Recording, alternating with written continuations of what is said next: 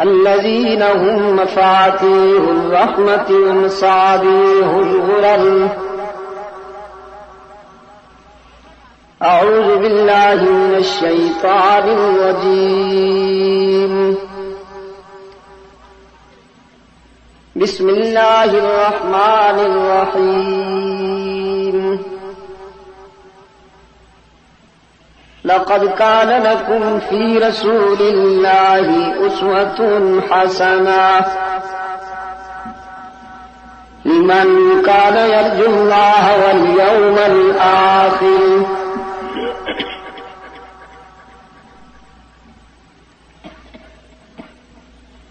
لقد كان في يوسف وإخوته آيات للسائلين.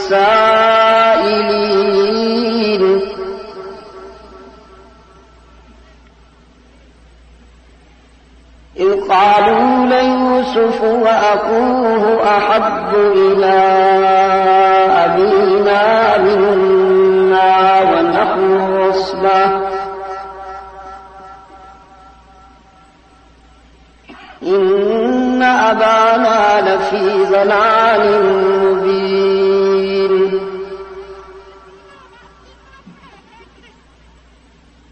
اقتلوا يوسف أو اطرحوه أرضا يخل لكم وجه أبيكم وتكونوا من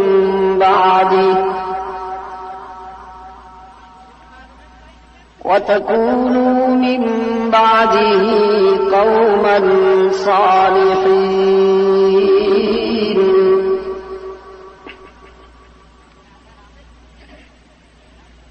قال قائل منهم لا تقتلوا يوسف وألقوه في غيابة الجب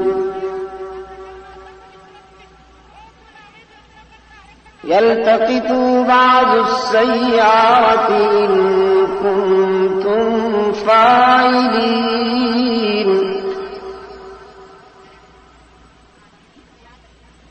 قالوا يا أبانا ما لك لا تأمنا على يوسف وإنا له لناصحون.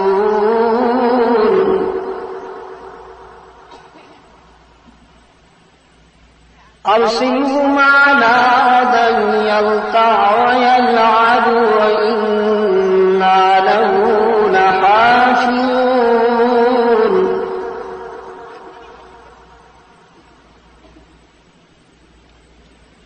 قال إني ليحزنني أن تذهبوا به وأخاف أن يأكله الذئب وأنتم عنه غافلون.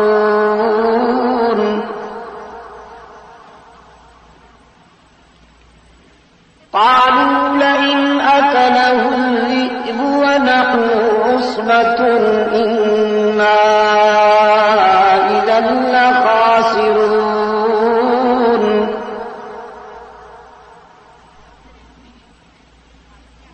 فلما ذهبوا به وأجمعوا أن يجعلوه في غيابة الجب يلتقطوا بعض السيارة إن كنتم فاعلين.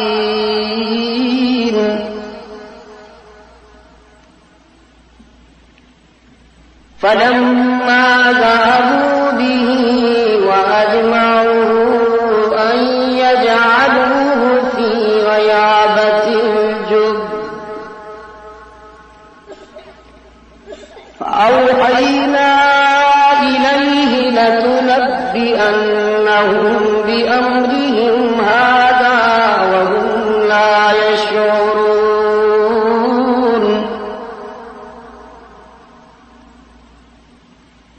وجاءوا أباهم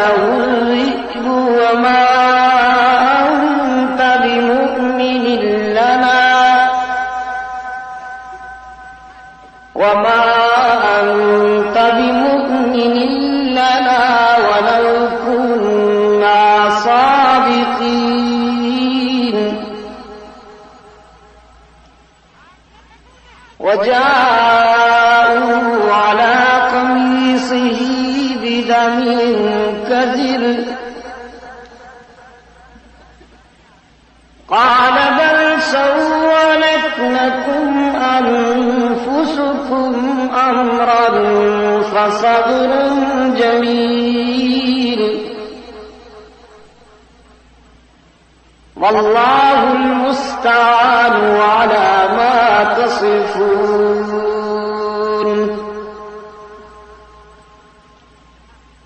وجاءت سيارة فأرسلوا واردهم فأدلى دلوه قال يا بشرى هذا غلام أسروه بضاعة والله عليم بما يعملون وشروه بثمن بخس دراهم معدودة وكانوا فيه من الزاهدين صدق الله مولانا العظيم. فقال النبي صلى الله عليه وسلم إنما بعثت لأتمم مكارم الأخلاق فصدق رسوله النبي الأمي الكريم ونحن على ذلك لمن الشاهدين والشاكرين والحمد لله رب العالمين.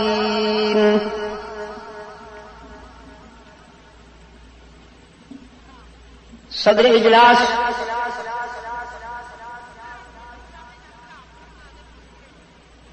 ارباب علم و دانش رفقائے جماعت محترم بزرگوں عزیز دوستوں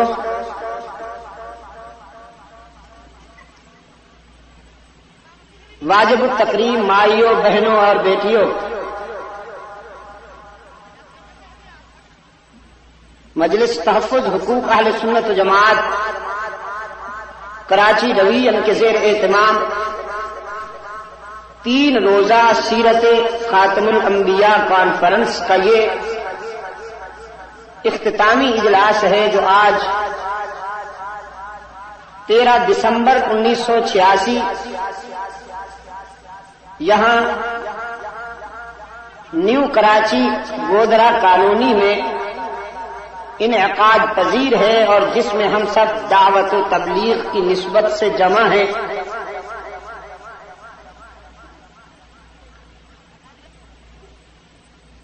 آج کے اس اجلاس کی ترتیب اور تشکیل میں جن احباب نے انہماک کو اخلاص کے ساتھ کوشش کی ہے اللہ ان کی اس کوشش کو قبول فرمائے. پھر اس سرد موسم میں آپ جس گرم جوشی سے تشریف لائے ہیں اللہ آپ کو بھی دونوں جہان کی عزت نصیب فرمائے. بالخصوص مولانا محمد زکریا صاحب اپنی طبی علالت کے باوجود تشریف لے آئے. ہمارے عزیز حضرت بنوری رحمت اللہ تعالی علیہ کی یادگار اور ان کے جانشین جو مجلس تحفظ حقوق اہل سنت و جماعت کراچی کے صدر بھی ہیں سید محمد بنوری صاحب بھی علالت کے باوجود تشریف لے آئے ہیں. میں ان سب حضرات کی صحت و سلامتی کے لیے دعا گو ہوں.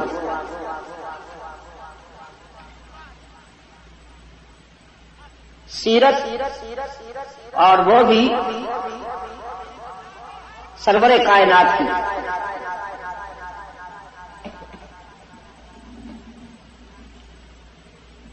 اس موضوع پر گفتگو کرنے کے لیے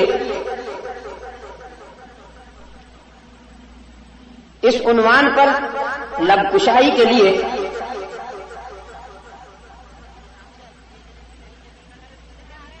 جس احترام کی ضرورت ہے اور ادبی تقاضوں کی ضرورت ہے، ہم بے بذات لوگ اعتراف کرتے ہیں کہ ہم ان آداب کے معیار پر پورا اترنے کی صلاحیت نہیں رکھتے۔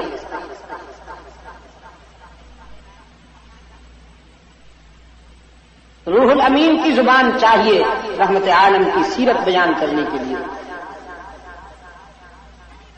اور صدیق اکبر جیسے عشاق کا دل چاہیے ذکر رسول کو سننے کے لیے۔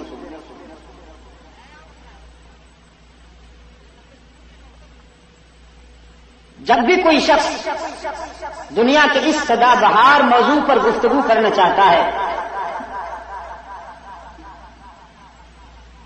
تو ام المومنین مخدومۃ المسلمین حبیبہ حبیب خدا صدیقہ بنت صدیق اکبر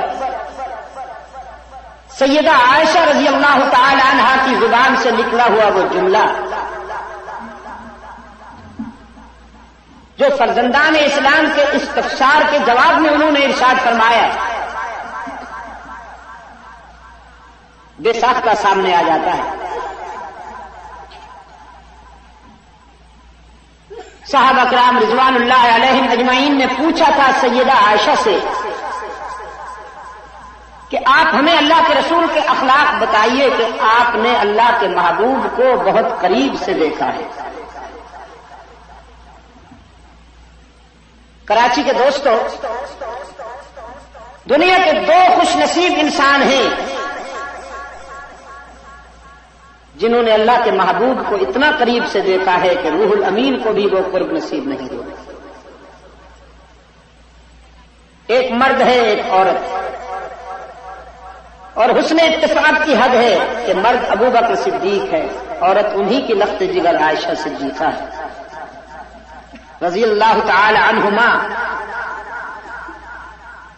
ابو بکر صدیق رضی اللہ تعالی عنہ نے اللہ کے رسول کی جلوتوں کا مشاہدہ کیا ہے، اور ان کی لخت جگر سیدہ عائشہ صدیقہ نے اللہ کے محبوب کی خلوتوں کا مشاہدہ کیا ہے۔ حضور گھر سے باہر کیسے رہتے تھے یہ ابو بکر صدیق بتائے، اور رحمت عالم گھر کی چار دیواری میں کیوں کر بسر کرتے تھے اپنی حیات طیبہ، یہ صدیقہ کائنات بتائے گی۔ اس لیے صحابہ کرام رضوان اللہ علیہ مجمعین نے پوچھا کہ آپ ہمیں اللہ کے رسول کے اخلاق بتائیے، تو سیدہ عائشہ صدیقہ رضی اللہ تعالی عنہا کا بے ساختہ جواب تھا، کان خلقہ القرآن۔ مجھ سے پوچھنے کی کیا ضرورت ہے؟ قرآن کا مطالعہ کیا کیجئے، قرآن کے ہر ورقے پہ رسول اللہ کا حسن بکھرا ہوا ہے۔ پیغمبر کے جمال جہاں آرا کو دیکھنے کے لیے قرآن سے بہتر کوئی آئینہ نہیں۔ عزیز دوستو، کسی کی شخصیت کو سمجھنے کے لیے یوں تو بہت سارے معیار اور کسوٹیاں ہو سکتی ہیں، لیکن چند ایک پیمانے بڑے بے ساختہ ہیں۔ مثلا اپنے شوہر کو جتنی بیوی سمجھتی ہے شاید کوئی دوسرا نہ سمجھتا۔ پھر خادم خاص جو اندرون خانہ اپنے آقا کی خدمت میں رہتا ہے وہ بھی بہت قریب سے جانتا ہے۔ پھر اڑوس پڑوس میں رہنے والے دور رہنے والوں کا بنسبت زیادہ جانتے ہیں اپنے پڑوسی کو۔ میں ان تینوں پیمانوں پر رحمت عالم صلی اللہ علیہ وسلم کی صداقت کو گوش گزار کروں گا۔ سب سے پہلے رفیق حیات کے تاثرات، وحی کی خلوتوں سے، ہرا کی خلوتوں سے پہلا سبق لے کر رحمت عالم صلی اللہ علیہ وسلم جب گھر تشریف لاتے ہیں تو جلالت وحی سے آپ صلی اللہ علیہ وسلم لرز براندام تھے، جس میں اطہر پہ کپکپی تھی اور جبین اطہر پہ پسینے کی بوندیں تھیں جو ہمیشہ وحی کی کیفیت میں نمودار ہوا کرتی تھی۔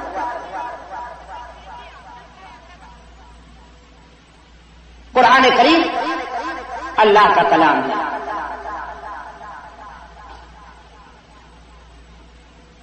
چونکہ صاحب کلام جلیل القدر ہے، اس کے کلام میں بھی جلالت کا وہی عکس ہے۔ قرآن میں ارشاد ہوا، خود رب العالمین فرماتے ہیں، فرمایا لو انزلنا هذا القرآن على جبل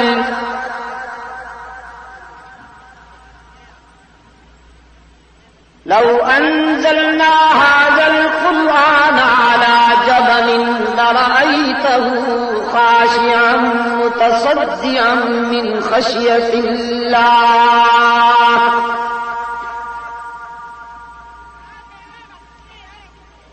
اگر ہم قرآن کریم کو کسی مضبوط پہاڑ پر نازل کریں تو وہ بھی کانپ کانپ کر ریزہ ریزہ ہو جائے۔ دھرتی کے سینے پر کوئی پہاڑ اتنا مضبوط اور مستحکم نہیں جو قرآن کی ہیبت کو برداشت کر سکے، لیکن قلب رسول میں اللہ نے یہ وسعت رکھی ہے کہ جہاں قرآن سما سکے۔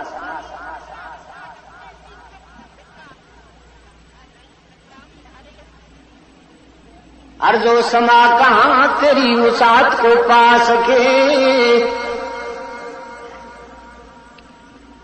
ارض و سما کہاں تیری وسعت کو پا سکے، میرا ہی دل وہ ہے کہ جہاں تو سما سکے۔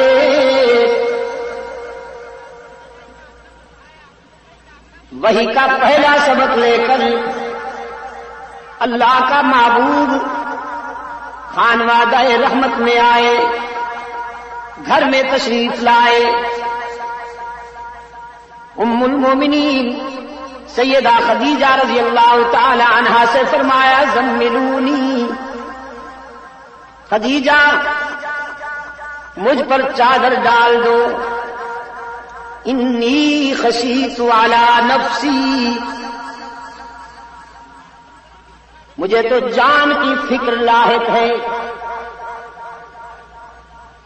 سیدہ خدیجہ رضی اللہ تعالی عنہا نے اللہ کے محبوب پر چادر بھی ڈال دی، کمبل بھی اڑا دیا، سرہانے بیٹھ گئی۔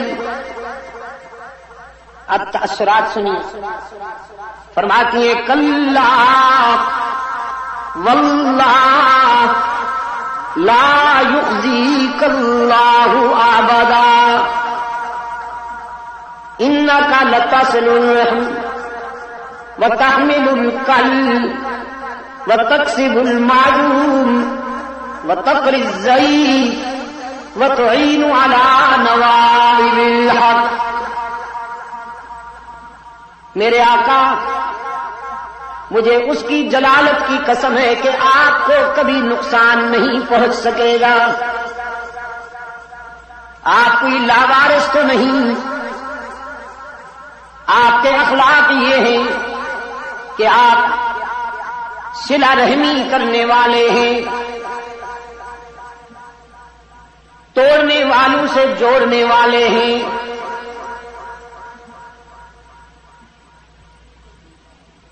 بدخواہوں کے خیر خواہ ہیں۔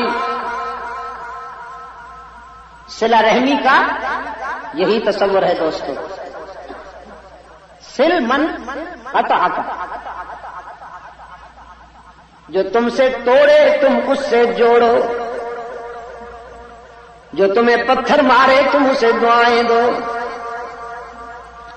جو تمہیں گالیاں دے تم اس کی خیر خواہی کرو۔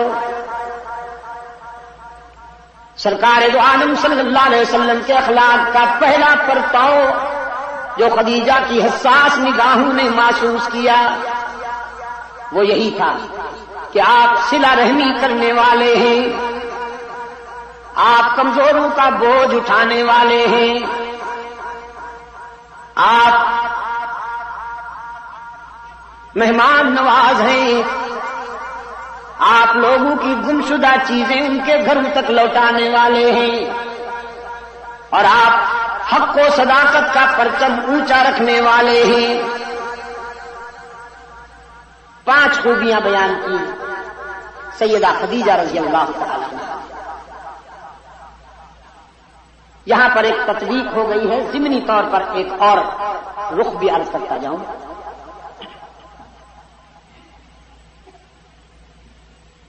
مکہ والوں کی دل آزاریوں کے پیش نظر اپنے قائد کے مشورے پر حضرت صدیق اکبر رضی اللہ تعالیٰ عنہ جب حبشہ کے سفر کا ارادہ کرتے ہیں تو مکہ سے باہر جاتے ہوئے سامنے ایک بہت بڑا وڈیرا اور سردار آ جاتا ہے، ابن دغنہ مشرک تھا۔ ابن دغنہ نے پوچھا ابو بکر کہاں؟ صدیق اکبر رضی اللہ تعالی عنہ نے فرمایا چونکہ ہمارا یہاں رہنا تمہیں گوارا نہیں تو ہم حبشہ کی طرف جانا چاہتے ہیں۔ بے ساختہ ابن دغنہ نے رک کے کہا مثلوں کا لا یخرج یا ابا بکر، تم جیسے لوگ نکالے جانے کے قابل نہیں ہوا کرتے، جن آبادیوں سے تم جیسے لوگ چلے جائیں وہ آبادیاں تو ویرانہ بن جاتی ہیں۔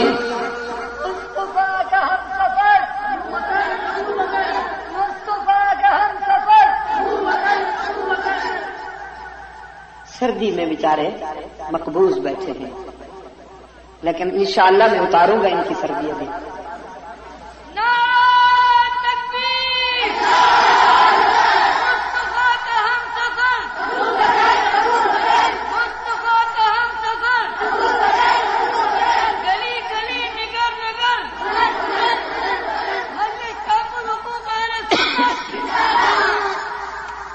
مثلوں کا لا یخرج، ابو بکر تم جیسے لوگ نکالے جانے کے قابل نہیں ہوتے۔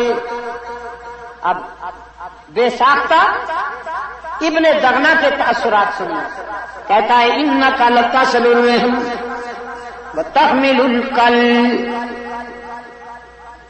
وتقری الضعیف وتکسب المعدوم وتعین علی نوائب الحق۔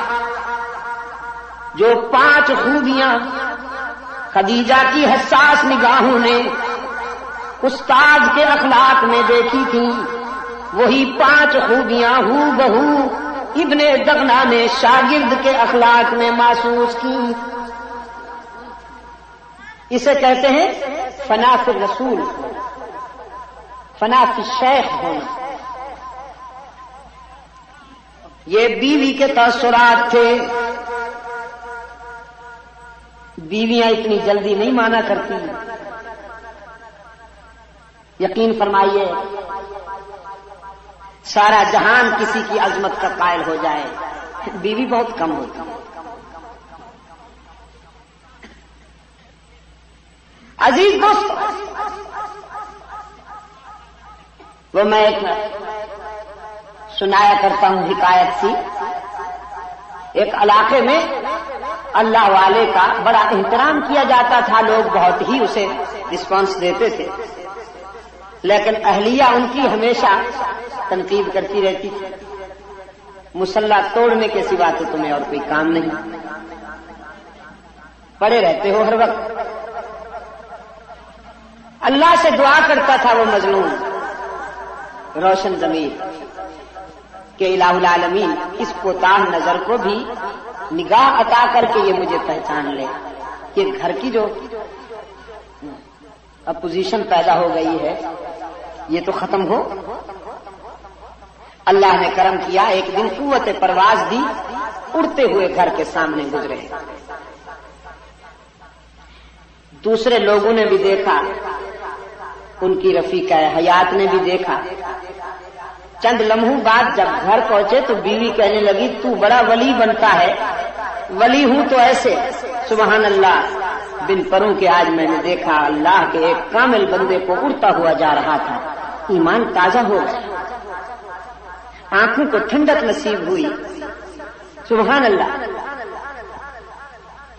یہ مظلوم کہنے لگا اچھا تو اڑنے والے کو پہچانا تھا؟ وہ یہ ناچیز تیرا خامن تو تھا، تیرا شوہر تو تھا، پہچانا نہیں تو نہیں؟ فوراً بدل گئی، کہنے لگی اچھا تو تھا، وہ میں پہلے سمجھ گئی جو ٹیڑھا ٹیڑھا اڑ رہا ہے وہی نکھٹو ہوگا۔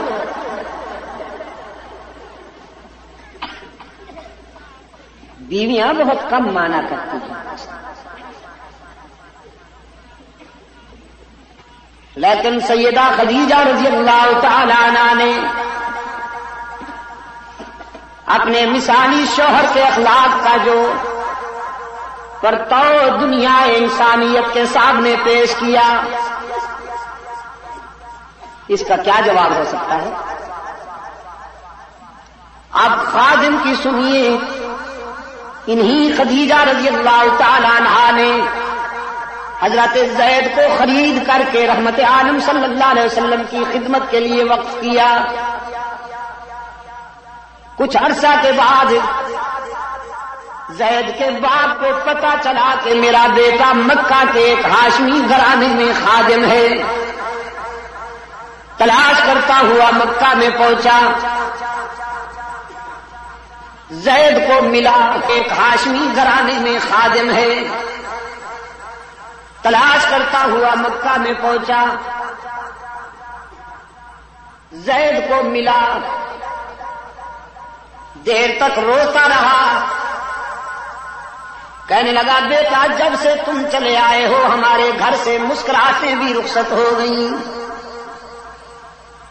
تمہاری ماں ہر وقت تمہاری انتظار میں دروازے کو دیکھتی اور روتی رہتی ہے کہ کب میرا لخت جگر آئے گا، تمہاری بہنیں بھی بے قرار ہیں، آؤ میں تمہیں لینے کے لیے آیا ہوں۔ زید کہتا ہے یہ باتیں بعد میں ہوں گی، آؤ پہلے میں تجھے اپنے آقا سے ملا دوں۔ باپ کی انگلی پکڑ کر رحمت عالم صلی اللہ علیہ وسلم کی بارگاہ میں لایا، بڑی تکریم سے، بڑے اعزاز سے اللہ کے محبوب نے اپنے خادم کے باپ کو خوش آمدید کہا۔ زید کا باپ کہتا ہے اللہ کے محبوب میں اپنے لختے جگر کو لینے کے لیے آیا ہوں، اس کے خریدنے پر جتنی رقم ادا کی گئی تھی میں اسے دگنی رقم دوں گا، مہربانی کیجئے۔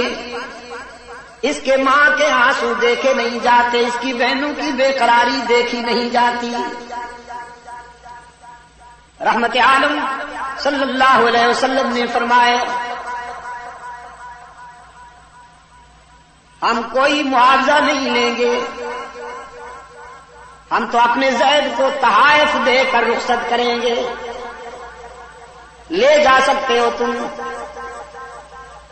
میں نہیں روکوں گا زید کو، کیوں روکوں، میں تو وصل کرنے آیا ہوں، فصل کرنے نہیں آیا، میں جوڑنے آیا ہوں، توڑنے نہیں آیا، میں تو ملانے آیا ہوں، جدا کرنے نہیں آیا،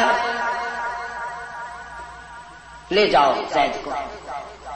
لیکن بس ایک شرط ہے کہ زید بھی جانے پہ راضی ہو، جبر نہ کیا جائے۔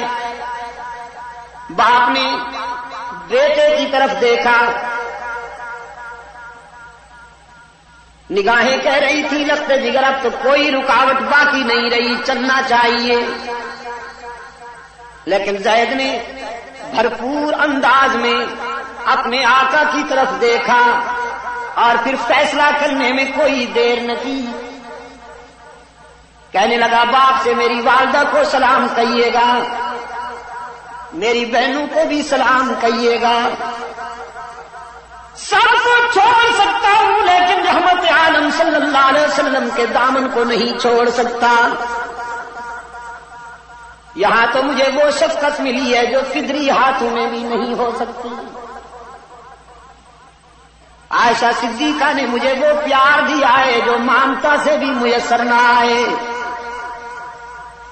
سارے رشتے اس قرب پہ قربان کر دیں, سارے تعلقات اس رفاقت پہ قربان کر دیں. یہ خادم کی گواہی ہے دوستوں. اب پڑوس پڑوس کی سنیے. صفاتی بلندیوں پہ اللہ کا محبوب دائی حق و صداقت کی حیثیت سے کھڑا ہے. اللہ کے رسول کی حیثیت سے پہلا خطبہ ارشاد فرمانے والے ہیں. چادر ہلا ہلا کر مکہ والوں کو جمع کیا. پورا مکہ رحمت عالم صلی اللہ علیہ وسلم کے دامن میں آ بیٹھا. رحمت عالم صلی اللہ علیہ وسلم نے فرمایا هل وجدتمونی صادقا او کاذبا. مکہ والو, زندگی کے 40 سال گزارے ہیں میں نے اس شہر میں رہ کر. آج میں تمہارے دل و دماغ پر دستک دیتے ہوئے تمہارے ضمیر کو جج بنا کر تم سے پوچھتا ہوں, بتاؤ تم نے مجھے کیا پایا؟ سچا پایا ہے یا اس کے برعکس؟ مکہ والوں نے ایک ہی آواز سے اعتراف کیا, جلبناک مرارا ما رأینا فیک الا صدقا. وہ عبداللہ کے یتیم, ہم نے کئی بار آپ کو آزمایا, جب بھی آزمایا سچا پایا. آپ تو صداقت کا نشان ہیں, آپ تو دیانت کا اعلان ہیں, آپ تو شرافت کا برہان ہیں. ہم تو جب صداقت و دیانت و امانت کو چلتا پھرتا دیکھنا چاہتے ہیں تو آپ کی طرف دیکھتے ہیں. آپ تو صادق اور امین کے خطاب سے یاد کیے جاتے ہیں. کراچی والوں, مکہ والوں نے مبالغہ کیا یا سچ کہا؟ سردی میں سکڑے ہوئے دوستوں, تمہارے یک بستہ جواب پر میں کیسے انحصار کروں؟ پھر پوچھتا ہوں, مکہ والوں نے مبالغہ کیا یا سچ کہا؟ جزاکم اللہ. مبالغہ تو وہ ہوتا ہے کہ جب کوئی رائی کو پہاڑ بنا کر پیش کرے, جب کسی میں وہ بات نہ ہو کہ مبالغے میں وہ بات بھی اس میں بیان کی جائے. مکہ والوں نے کوئی مبالغہ نہیں کیا. بخدا صرف اتنی بات ہوئی کہ انہوں نے جو دیکھا تھا اس کا اعتراف کر دیا. یہ عقلی آوازوں پر آپ کی توجہ نہیں ہے. انہوں نے اس کا اعتراف کر دیا. اس لیے ان کے اس اعتراف میں اور اس اعلان میں کوئی مبالغہ نہیں کہ سرکار دو عالم صلی اللہ علیہ وسلم کی حیات طیبہ کا ایک ایک نقش ان کے سامنے. سرکار دو عالم صلی اللہ علیہ وسلم کا بچپن بھی ان کے سامنے ہے. سرکار دو عالم صلی اللہ علیہ وسلم کا لڑکپن بھی ان کے سامنے ہے. سرکار دو عالم صلی اللہ علیہ وسلم کی جوانی بھی ان کے سامنے ہے.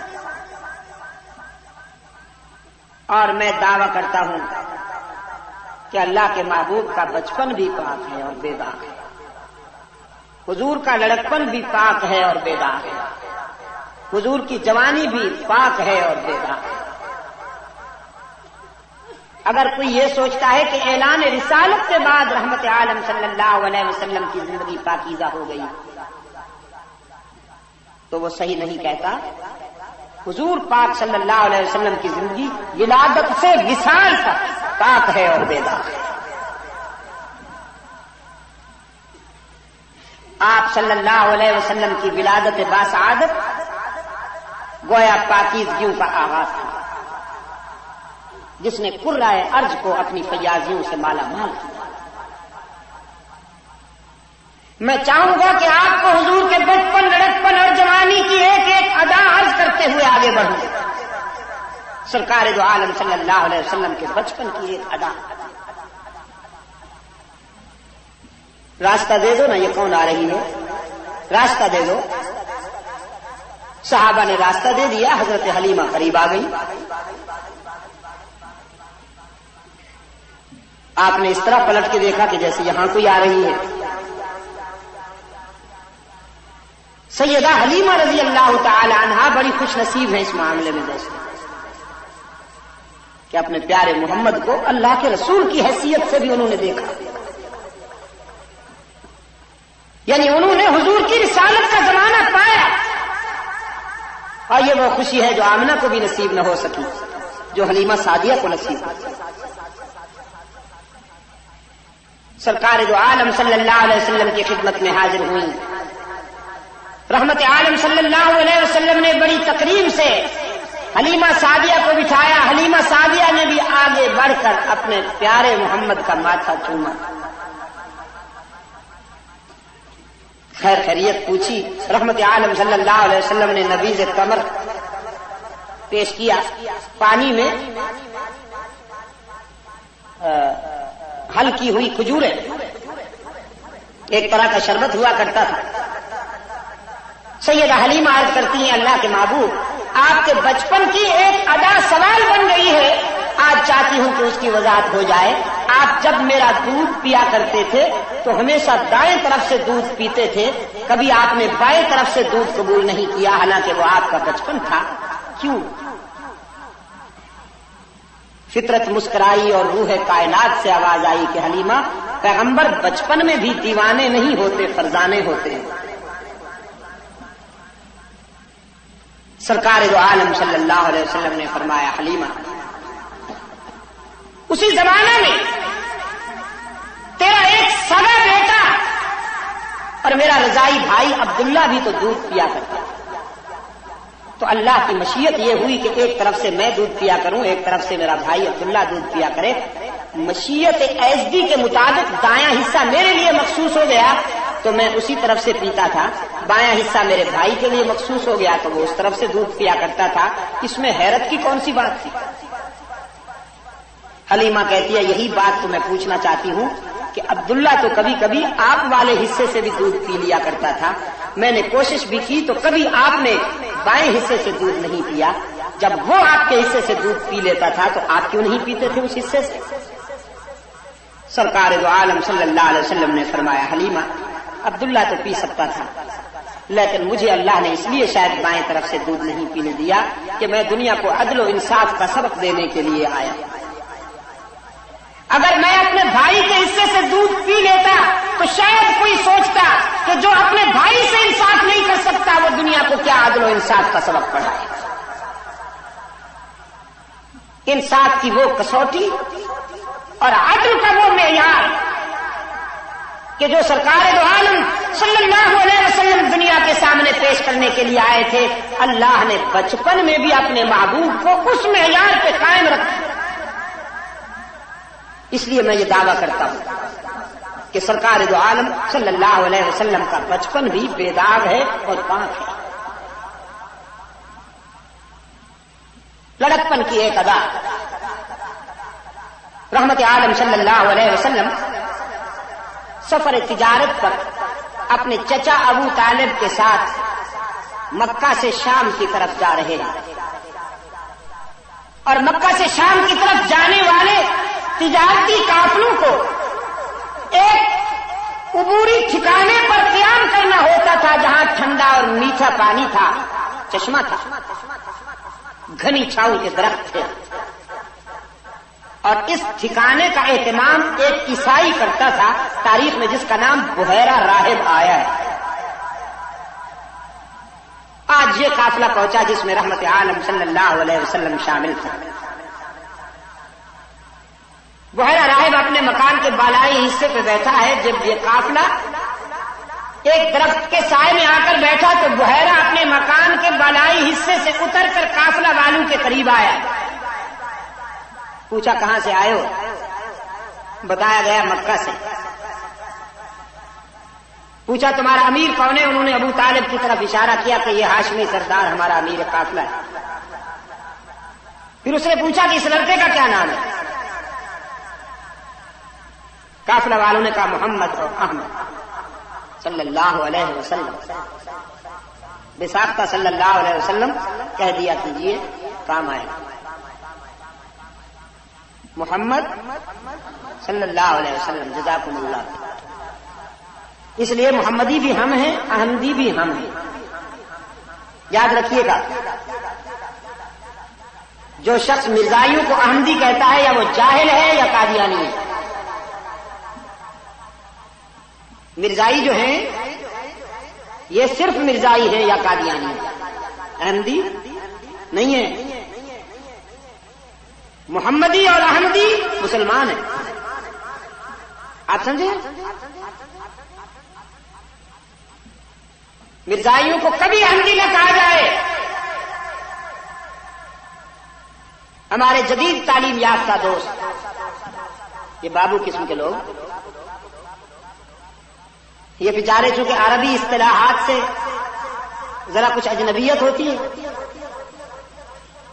لاڈمی کالے کے نظام تعلیم کے فیض یافتہ عربی اصطلاحات سے ذرا اجنبیت ہوتی ہے تو وہ عموماً مرزائیوں کو کیا کہتے ہیں؟ احمدی. یہ وضع شیفی غیر محل ہی ہے، ظلم ہے، اس سے بچنے کی کوشش کیا کرو. اس کو کبھی غلام احمد بھی نہیں کہنا چاہیے، صرف غلام قادیانی. مرزا غلام قادیانی. حضرت شاہ صاحب پر اللہ کی رحمتیں ہوں، سید عطا اللہ شاہ بخاری رحمۃ اللہ علیہ فرمایا کرتے تھے خواب میں ایک دن مرزا صاحب مل گئے، کہنے لگے آپ تو میرے پیچھے پڑ گئے، حالانکہ قرآن میں میرا تذکرہ ہے. شاہ صاحب نے فرمایا قرآن میں تیرا تذکرہ تو میں نے نہیں پڑھا. قارون کا پڑھا، فرعون کا پڑھا، حامان کا شداد کا تذکرہ پڑھا، تمہارا تذکرہ تو وہاں نہیں آیا. کہنے لگا جی وہ تو غلط لوگ تھے، میرا تذکرہ تو انبیاء کی صف میں آتا ہے، رسولوں کی صف میں. حضرت عیسیٰ علیہ السلام نے اپنی قوم کو جب بشارت دی تھی تو کہا تھا یاتی من بعدی اسمہ احمد، میرے بعد اللہ کا آخری رسول آئے گا جس کا نام احمد ہوگا. تو کہنے لگا میں وہی احمد تو ہوں. اس لیے تو میرے فالوورز جو ہیں جو مجھے مانتے ہیں وہ خود کو احمدی کہلاتے ہیں. شاہ صاحب رحمۃ اللہ علیہ فرمانے لگے وہ تو احمد کی بات تھی صلی اللہ علیہ وسلم جو ہمارے آقا ہے، جس کے ہم رضاکار ہیں.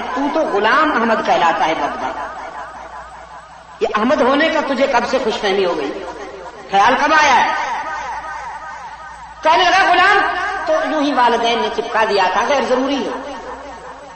کسے ہٹا دیا جائے تو احمد نہیں بچتا، تو میرا غلام زائد ہے، اسے ہٹا دیا جائے تو احمد بچتا ہے، تو میں وہی احمد ہوں. شاہ صاحب رحمۃ اللہ علیہ پر ایسے موقعوں پر اللہ کا فضل ہوا کرتا تھا، بڑا برجستہ جواب ملتا تھا. فرمانے لگے تیرا غلام زائد ہے تو عطا اللہ پر میرا عطا زائد ہے. تیرا غلام والدین نے چپکا دیا تو عطا اللہ پر میرا عطا والدین نے چپکا دیا. تو اگر غلام کے بغیر احمد بنے گا تو پھر مجھے عطا کے بغیر اللہ سمجھو. جب اللہ کہہ رہا ہے کہ تو میرا نبی نہیں ہے تو تیرے لیے گنجائش کہاں سے نکل آئی؟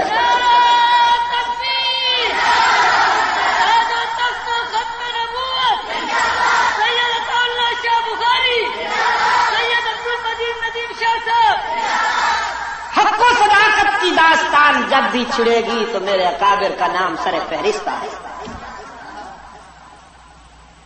جب صداقتوں کا تذکرہ ہوگا تو میرے اسلاف کے نام سر فہرست چمکتے ہوئے ملے. اللہ کی کروڑوں رحمتیں، اللہ ان کی قبروں کو اپنے فضل و کرم سے معمور کر دے. ہر فتنے کا مقابلہ کرنے والے یہی مجاہد، انہوں نے دین کے لیے مار کھائی ہے، مال نہیں.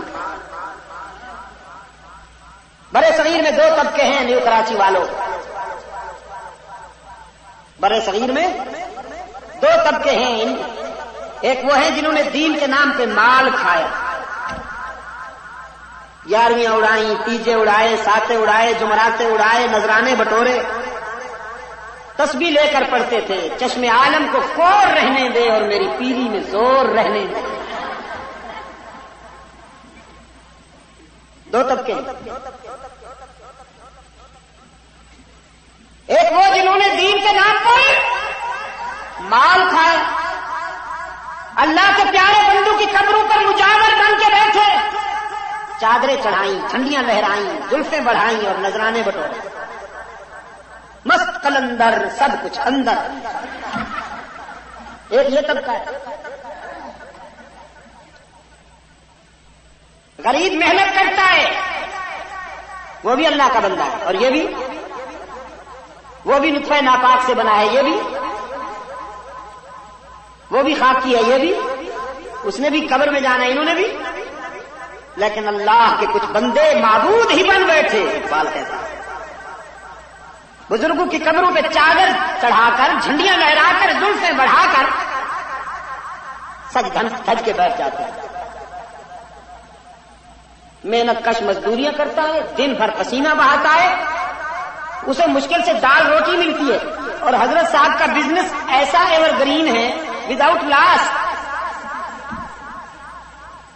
اس کا سائز ہے کہ بڑھتا جا رہا ہے، سائز بڑھتا جا رہا ہے. حضرت صاحب کرسی میں نہیں سما سکتے. یہ چھوٹی موٹی کرولا کاریں جو ہیں ان کے تو گیٹ میں حضرت صاحب نہیں گھس سکتے. دو طبقے ہیں برے صغیر میں، دو طبقے.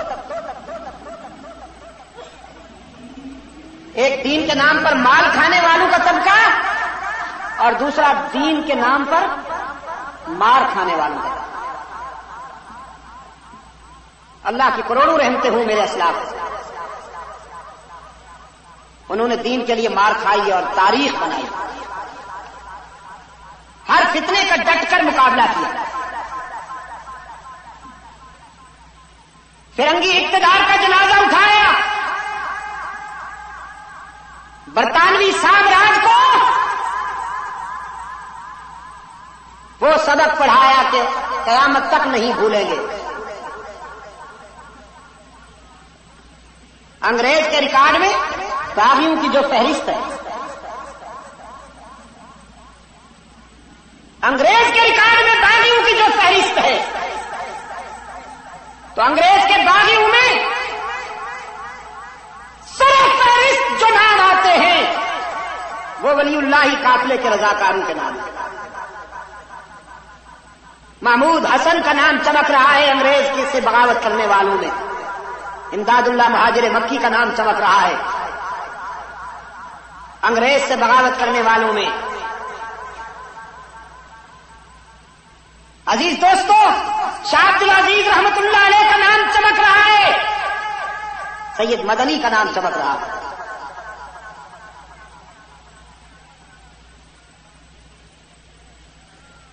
اور منکرین ختم نبوت کا تعاقب کرنے میں داود غزنوی، سید عطا اللہ شاہ بخاری اور اس قافلے کے دوسرے نامور فرزندان اسلام شاہ انور کاشمیری رحمت اللہ تعالی علیہ مجمعین، سید محمد یوسف بنوری، مولانا مفتی محمود، اللہ کی کروڑوں رحمتیں ہوں ان پر، چمک رہے ہیں یہ نام. تو برے صغیر میں دو طبقے، ایک شیدائیوں کا طبقہ اور ایک حلوائیوں کا طبقہ. ایک مجاہدین سربکش مجاہدوں کا طبقہ اور دوسرا نذرانہ بدامن مجاوروں کا طبقہ، جنہوں نے جبہ دستار کی آڑ میں اللہ کے بندوں کا معاشی اور فکری استحصال کیا. تو میں عرض کر رہا تھا آپ کی خدمت میں کہ محمد اور احمد صلی اللہ علیہ وسلم یہ دونوں مبارک نام ہمارے قائد کے ہیں، ہمارے آقا کے ہیں. تو محمدی بھی ہم ہیں، احمدی بھی ہم ہیں. جو مرزا غلام قادیانی کا فالو کرتے ہیں، اس کے پیچھے چلتے ہیں، وہ کون ہے؟ ہاں، قادیانی یا مرزائی یا قادیانی. تو قافلے والوں نے بتایا کہ ان کا نام محمد ہے اور احمد صلی اللہ علیہ وسلم. وہ بوڑھا عیسائی ضعیفی میں اور نقاہت میں جس کے سر کے بال بھی سفید ہو چکے تھے، ابرو بھی سفید،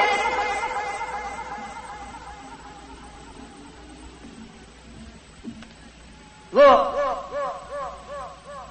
پوچھتا ہے کہ اس لڑکے کا باپ کون ہے؟ ابو طالب متوجہ ہوا، کہنے لگا میاں تم تو بڑے سنجیدہ سوالات کرتے چلے جا رہے ہو، یہ میرا لڑکا ہے، باپ کیا ہے؟ اب بحیرہ راہب نے ہاتھ میں جو اس کے اوراق تھے ان کی طرف غور سے دیکھا اور رحمت عالم صلی اللہ علیہ وسلم کے چہرہ انور کی طرف بھی غور سے دیکھا. ابو طالب سے کہنے لگا تم کہتے ہو یہ تمہارا بیٹا ہے اور انجیل کی بشارتیں کہتی ہیں کہ اسے یتیم ہونا چاہیے، تو میں تمہاری بات مانوں یا انجیل کی بات مانوں؟ بات ہی ایسی تھی کہ ابو طالب چونک گیا، کہنے لگا یہ تو واقعی یتیم ہے، میرے بھائی کا لڑکا ہے، میں ان کا چچا ہوں، اور چچا چونکہ باپ کی جگہ ہوتا ہے میں نے تو اس نسبت سے اسے اپنا بیٹا کہہ دیا، اور ویسے بھی میں اپنے بیٹوں سے زیادہ اس کو عزیز رکھتا ہوں، لیکن تمہیں یہ کیسے معلوم ہو گیا کہ اسے یتیم ہونا چاہیے اور یہ کوئی غیر معمولی شخصیت ہے؟ اب بحیرہ کہتا ہے اصل بات یہ ہے کہ قافلے تو ہزاروں یہاں آتے اور جاتے، یہ پہلا قافلہ تھا جسے میری نگاہوں نے دیکھا. میں مکان کے بالائی حصے پہ بیٹھا تھا، میں نے دیکھا دور سے اس قافلے کو صحرا میں چلتے ہوئے کہ بادل کا ایک ٹکڑا اس پہ سایہ کیے ہوئے. مجھے تجسس ہوا کہ اس قافلے میں وہ کون سی شخصیت ہے جس کے لیے قدرت نے یہ اہتمام کیا. تو پھر یہی لڑکا قافلے سے ذرا ہٹ کر چلنے لگا تو میں نے دیکھا کہ بادل کا ٹکڑا اسی کے سر پہ سایہ افغان ہو گیا، جس سے مجھے اندازہ ہوا کہ یہ وہ شخصیت ہے کہ جس کے لیے قدرت نے یہ اہتمام کیا ہے. تم نے جب یہاں اس درخت کے نیچے ڈیرے لگائے تو میں نے اس لڑکے کے چہرے کے نقوش کو دیکھا، اس کے چہرے کے خط و خال کا مطالعہ کیا تو مجھے وہ تمام علامتیں چمکتی ہوئی دمکتی ہوئی ہویدا نظر آئیں جو انجیل کے اوراق پر اللہ کے آخری رسول کی بتائی گئی ہیں علامتیں. حضور اکرم صلی اللہ علیہ وسلم کا دامن پکڑ لیتا ہے وہ بوڑھا، کہتا ہے محمد راہ حق میں ستائے جاؤ گے، حق و صداقت کے راستے پر چلنے والوں کو جن تلخیوں کا سامنا کرنا پڑتا ہے ان تلخیوں سے آپ کو بھی گزرنا ہوگا. شاید لوگ آپ کے راستے میں کانٹے بچھائیں، شاید سنگ باری کا نشانہ بنائیں، شاید آپ کو تیر و تلوار سے زخم پہنچائیں. اے کاش کہ میں اس وقت تک زندہ رہوں جو تیر تجھے مارا جائے وہ اپنے سینے پہ لے لوں، جو پتھر تجھ پہ پھینکا جائے وہ اپنے سر پہ لے لوں، لیکن چراغ سحری ہوں، کہاں زندہ رہوں گا اس وقت تک؟ گواہی دیتا ہوں کہ تو اللہ کا رسول ہے، حشر میں مجھے اپنے غلاموں میں شمار کرنا.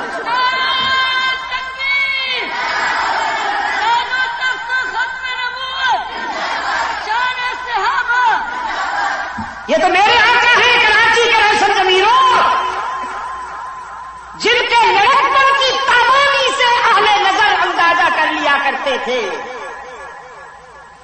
اور انگریز نے جو کینڈیڈیٹ کھڑا کیا، برطانوی سامراج جو اس ماہ مبین کے مقابلے میں امیدوار لایا، مرزا صاحب یکچشم ایک آنکھ سرے سے ہی دم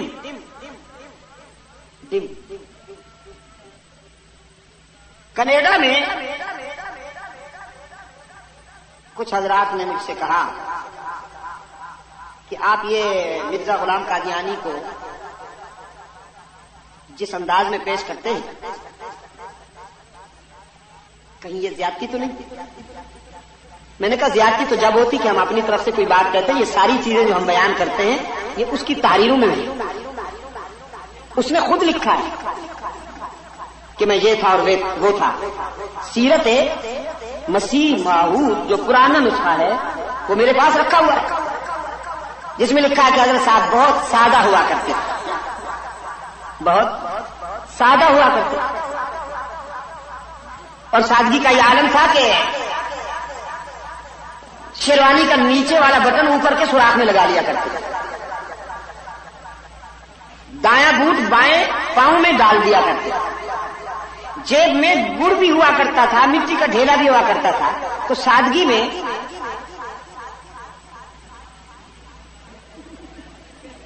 गुड़ से इस्तेंजा कर लिया करते थे और मिट्टी का ढेला तनावुल फरमा लिया करते थे।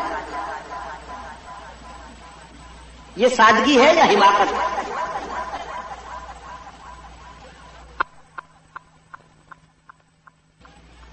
दायां बूट बाएं पांव में डाल दिया करते थे।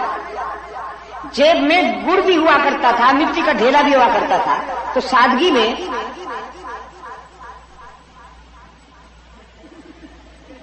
गुड़ से इस्तेंजा कर लिया करते थे और मिट्टी का ढेला तनावुल फरमा लिया करते थे। ये सादगी है या हिमाकत है? अगर यहां गोदरा कॉलोनी में कोई शख्स आपको नजर आए कि नीचे वाला बटन ऊपर के सुराख में लगा हुआ हो, दाएं बूट बाएं पांव में और बाएं बूट दाएं पांव में पड़ा हुआ हो, सर पे सलवार बांध कर एक दिन आ गए सुर्ख रंग की। किसी ने पूछा हजरत ये क्या है? उतार के देखा तो कहने लगा सॉरी, वो खूंटी के साथ पगड़ी लटकी हुई थी, मैंने समझा ये पगड़ी बांध रहा हूं, ये तो बशीर की मां की सलवार बांध के आ गया। अगर इस हुलिये में आपको कोई आदमी नजर आ जाए तो आपकी राय क्या होगी कि ये सादा है या पागल?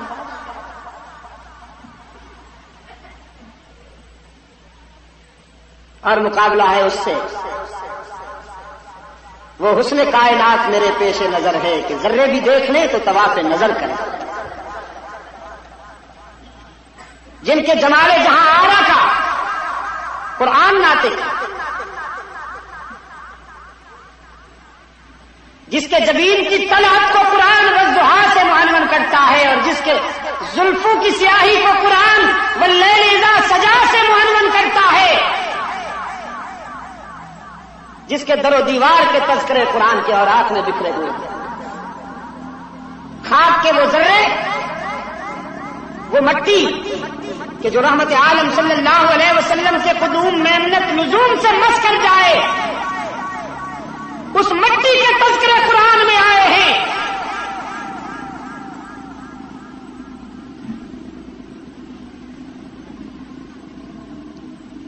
फरमाया ये अमामा की सजावट, ये जबीने रोशन, ये कबाए अरबी और ये नीचा दामन, मुर्दा भी देखे तो करचाक गरीबान कफन, उठ चले कब्र से बेताब जुबां पर ये सुखन, मरहबा सय्यद मक्की मदनी उल अरबी, दिलो जां बाद फिदायत अजब खुश लकबी।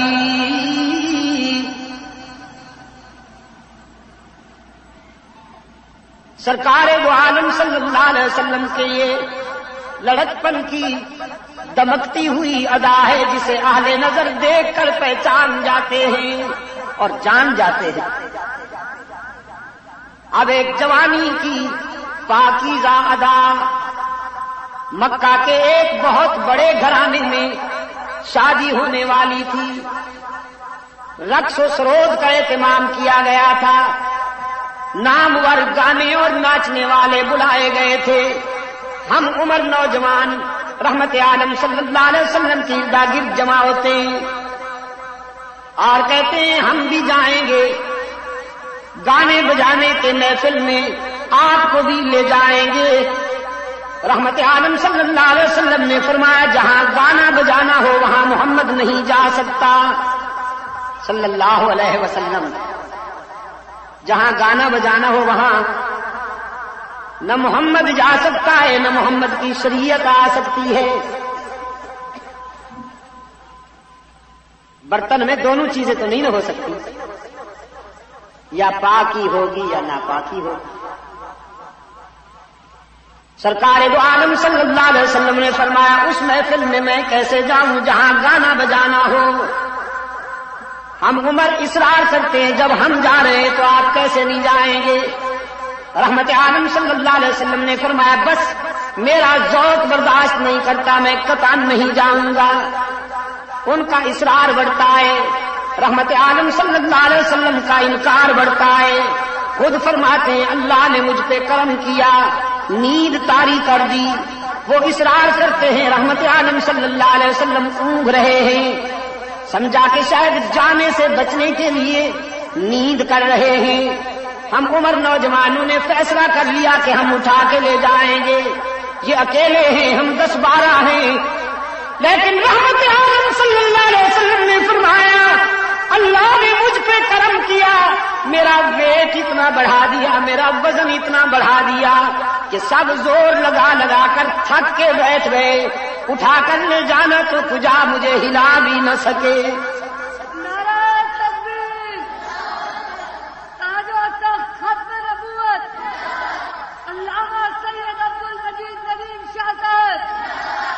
حضور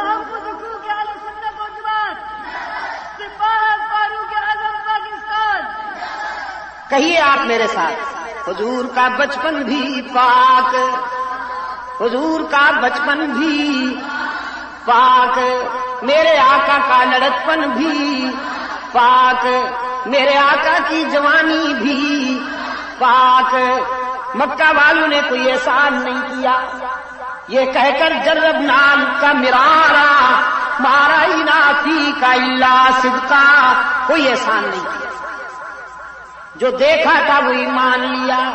رحمت عالم صلی اللہ علیہ وسلم نے فرمایا تو پھر مجھے صادق مانتے ہو، امین مانتے ہو، جو کہوں اب بھی مانو گے؟ کہنے لگے ضرور مانیں گے، ٹٹولنے کے لیے، پرکھنے کے لیے۔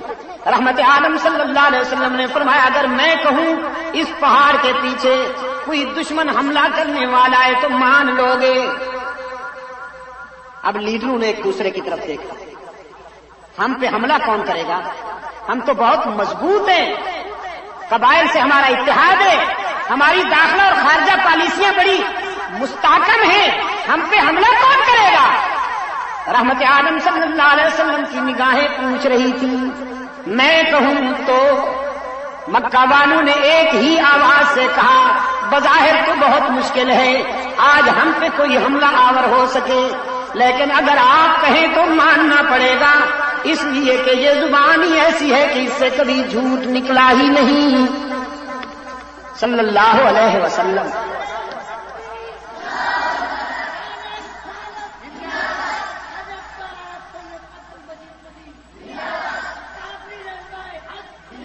سرکار دو عالم صلی اللہ علیہ وسلم نے فرمایا اچھی بات ہے، اگر مجھے صادق اور امین مانتے ہو تو پھر آؤ، میں بھی کہتا ہوں تم بھی کہو قولوا لا الہ، ٹھہریے الا اللہ نے جلدی نہ کی، ذرا اللہ کا جھاڑو پھر لینے دیجئے، ذرا صفائی تو ہو جائے نا، ذرا صفائی ہو جائے۔ دودھ ڈالنے سے پہلے برتن صاف کیا کرتے ہو کہ نہیں؟ ہاں، الا اللہ کا دودھ ڈالنے سے پہلے ذرا لا کا جھاڑو پھیر لینے دو، سینہ صاف تو ہو جائے نا ذرا۔ لا الہ، حضرت گنگوہی رحمت اللہ علیہ نے زندگی کے آخری لمحات میں دنیا چھوڑنے سے ذرا پہلے بڑے خاص تاثر سے فرمانے لگے، ہر تمنا دل سے رخصت ہو گئی، ہر تمنا دل سے رخصت ہو گئی، اب تو آجا اب تو خلوت ہو گئی، قولوا لا الہ، میں بھی کہتا ہوں تم بھی کہو کوئی نہیں معبود، کوئی نہیں مسجود۔ اب شروع ہو رہی ہے وہ شاہراہ جہاں پر راستے جدا ہوتے ہیں، ایک ہی کا راستہ، دوسرا بھی کا راستہ، ہوس کہتی ہے بھی کو اپناؤ، ہوس کہتی ہے بھی کو اپناؤ اور عشق کہتا ہے ہی کا نعرہ لگاؤ۔ اب آج گودرا کالونی میں بیٹھا ہوں، دیکھوں گا یہاں ہی والے کتنے ہیں اور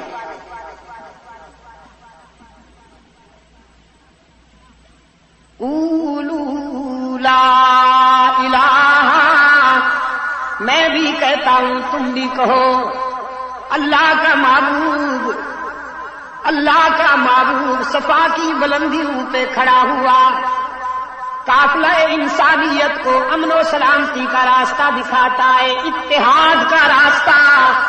لا الہ، کوئی نہیں معبود، کوئی نہیں مسجود، کوئی نہیں ہر جگہ موجود، کوئی نہیں علام الغیوب، کوئی نہیں کارساز، کوئی نہیں دستگیر، کوئی نہیں حاجت روا، کوئی نہیں مشکل کشا، کوئی نہیں عزت دینے والا، کوئی نہیں رزق دینے والا، کوئی نہیں اولاد دینے والا، کوئی نہیں سب کے بیڑے پار کرنے والا، آدم سے لے کر رحمت عالم تک اور صحابہ سے لے کر اولیاء تک قیامت تک انسانی قافلے کی مشکل کشائی کرنے والا الا اللہ۔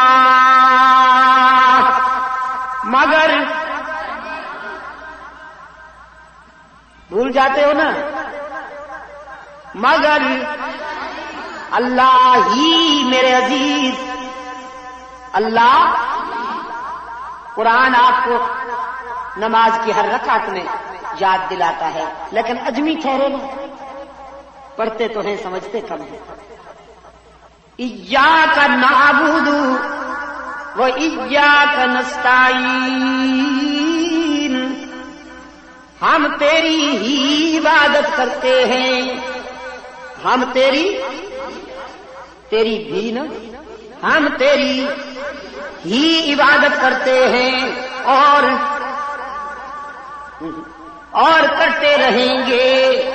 یہ گرامر کی بات ہے، مضارع میں حال بھی ہوتا ہے، استقبال بھی ہوتا ہے، پریزنٹ بھی، فیوچر بھی۔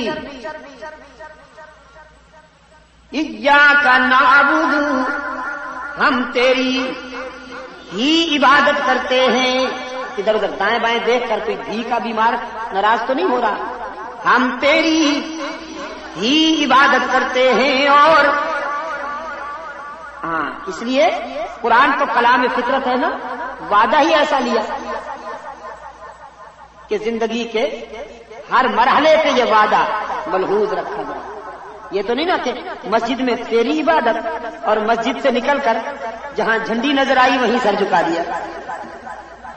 الطاف حسین حالی نے بڑے درد سے کہا، کہیں نخل مرقد کی چھاؤں میں سجدہ، کہیں مرنے والے کے پاؤں میں سجدہ، اشاروں میں سجدہ، اداؤں میں سجدہ، ادھر اور ادھر خانقاہوں میں سجدہ۔ سجدہ ارشاد ہوتا ہے یہ تعظیم ہے۔ گودرا کالونی والوں، میں نے کہا نہیں، یہ تعظیم نہیں، تقسیم ہے۔ اللہ کے حق میں تقسیم ہے۔ سجدہ کس کا حق ہے؟ اللہ ہی کا۔ تم جب بندوں کا سجدہ کرو گے تو یہ تعظیم نہیں ہوگی، تقسیم ہوگی۔ اگر بندوں کی تعظیم کرنی ہے، اگر آپ کا استاد ہے تو تعظیم کیجئے، اس کا سبق یاد کیجئے۔ اگر والدین ہیں تعظیم کیجئے، ان کا حکم مانیے، ان کا دل نہ دکھائیے۔ صحابہ سے محبت اور تعظیم کرنی ہے تو ان کے نقش قدم پر چلیے، اہل بیت کے نقش قدم پر چلیے۔ حضور کی تعظیم کرنی ہے تو اطاعت کیجئے، اولیاء کرام کی تعظیم کرنی ہے تو ان کی تعلیمات پر عمل کیجئے۔ سجدہ کس کا حق ہے؟ اکبر الہ آبادی بڑی پتے کی بات کہے، فرمایا ہو جس نے عبادت کا دھوکہ مخلوق کی وہ تعظیم نہ کر، ہو جس میں عبادت کا دھوکہ مخلوق کی وہ تعظیم نہ کر، جو خاص خدا کا حصہ ہے بندوں میں اسے تقسیم نہ کرن. تو سجدہ کس کا حق ہے؟ نماز پڑھا کرتے ہیں آپ؟ الحمدللہ. نماز جنازہ بھی پڑھی ہے کبھی آپ نے؟ یہاں بھی لوگ مرتے ہیں، علاج نہیں کرتے، صحت مند رہنے کی کوشش نہیں کرتے. نماز جنازہ پڑھتے ہیں نا، باقی نمازوں میں بھی وضو، نماز جنازہ میں بھی وضو، باقی نمازوں میں بھی کپڑے پاک ہونا ضروری، نماز جنازہ میں بھی کپڑے پاک ہونا ضروری، باقی نمازوں میں بھی روح بقبلہ ہونا ضروری، نماز جنازہ میں بھی روح بقبلہ ہونا ضروری، باقی نمازوں میں بھی اقتدا، نماز جنازہ میں بھی اقتدا، باقی نمازوں میں بھی امامت، نماز جنازہ میں بھی امامت، باقی نمازوں میں بھی تکبیریں، نماز جنازہ میں بھی تکبیریں، باقی نمازوں میں بھی سجدہ، نماز جنازہ میں بھی.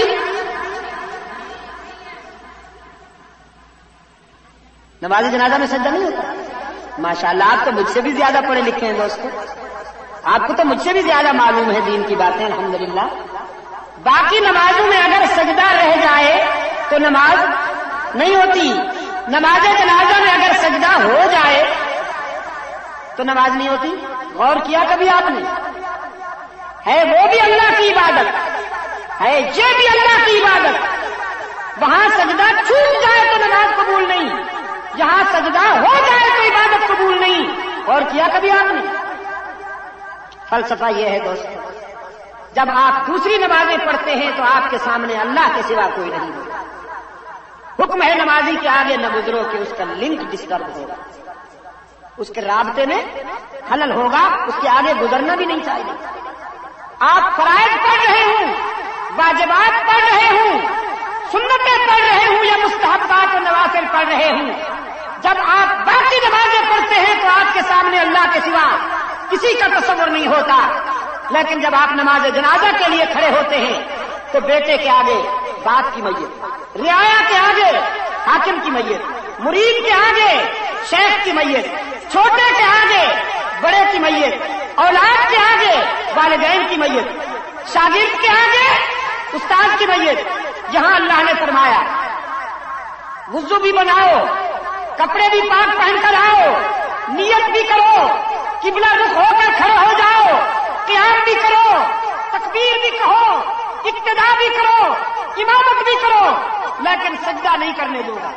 اس لیے کہ اگر یہاں تم جھک جاؤ تو تمہارے آگے شیخ کی، استاد کی، باپ کی، حاکم کی میت پڑی ہوگی.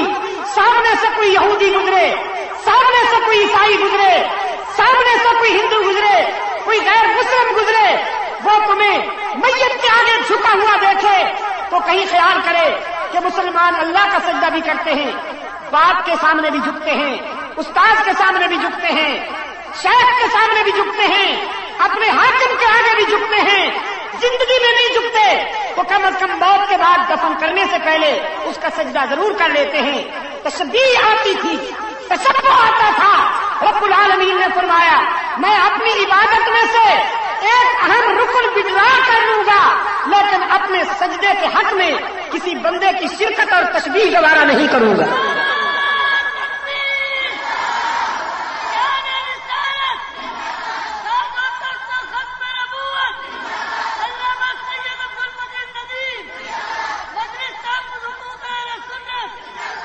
کراچی کے روشن ضمیروں میں آپ سے پوچھتا ہوں، میت جنازے کے وقت زمین سے اوپر ہوتی ہے یا زمین کے اندر ہوتی ہے؟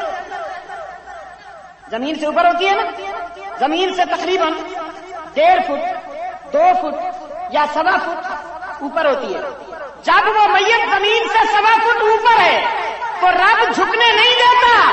جب وہی میت زمین میں 4 فٹ اندر چلی جائے پھر جھکنے کی گنجائش کہاں سے نکل آئی ہے مولانا فنکار صاحب؟ پھر تعظیمی سجدے کی گنجائش کہاں سے نکل آئی ہے؟ سجدہ کس کا حق ہے؟ گھی پہ ضرب لگانی ہے تاکہ گھی کے بیماروں کو اللہ شفائے کاملہ عطا فرمائے. دیکھو ہم تو دعا کرتے ہیں، یقین کرو ہم دعا کرتے ہیں، We are messenger of comfort and peace and love. انشاءاللہ یہاں نفرتیں نہیں بانٹی جائیں گی, انشاءاللہ یہاں انتشار نہیں ہوگا. توحید و سنت کے معیار پر ہم دعوت اتحاد دیتے ہیں. رحمت عالم صلی اللہ علیہ وسلم کی سیرت کو سمجھو, چاہے کچھ ہو جائے توحید کا پرچم اونچا رہے, چاہے کچھ ہو جائے توحید کا پرچم اونچا رہے. رشتے ٹوٹتے ہیں تو ٹوٹے, تعلقات چھوٹتے ہیں تو چھوٹے, کوئی بگڑتا ہے تو بگڑے, آنکھیں غضبناک ہوتی ہیں تو لیکن توحید کا پرچم اونچا رہے. قولوا لا الہ,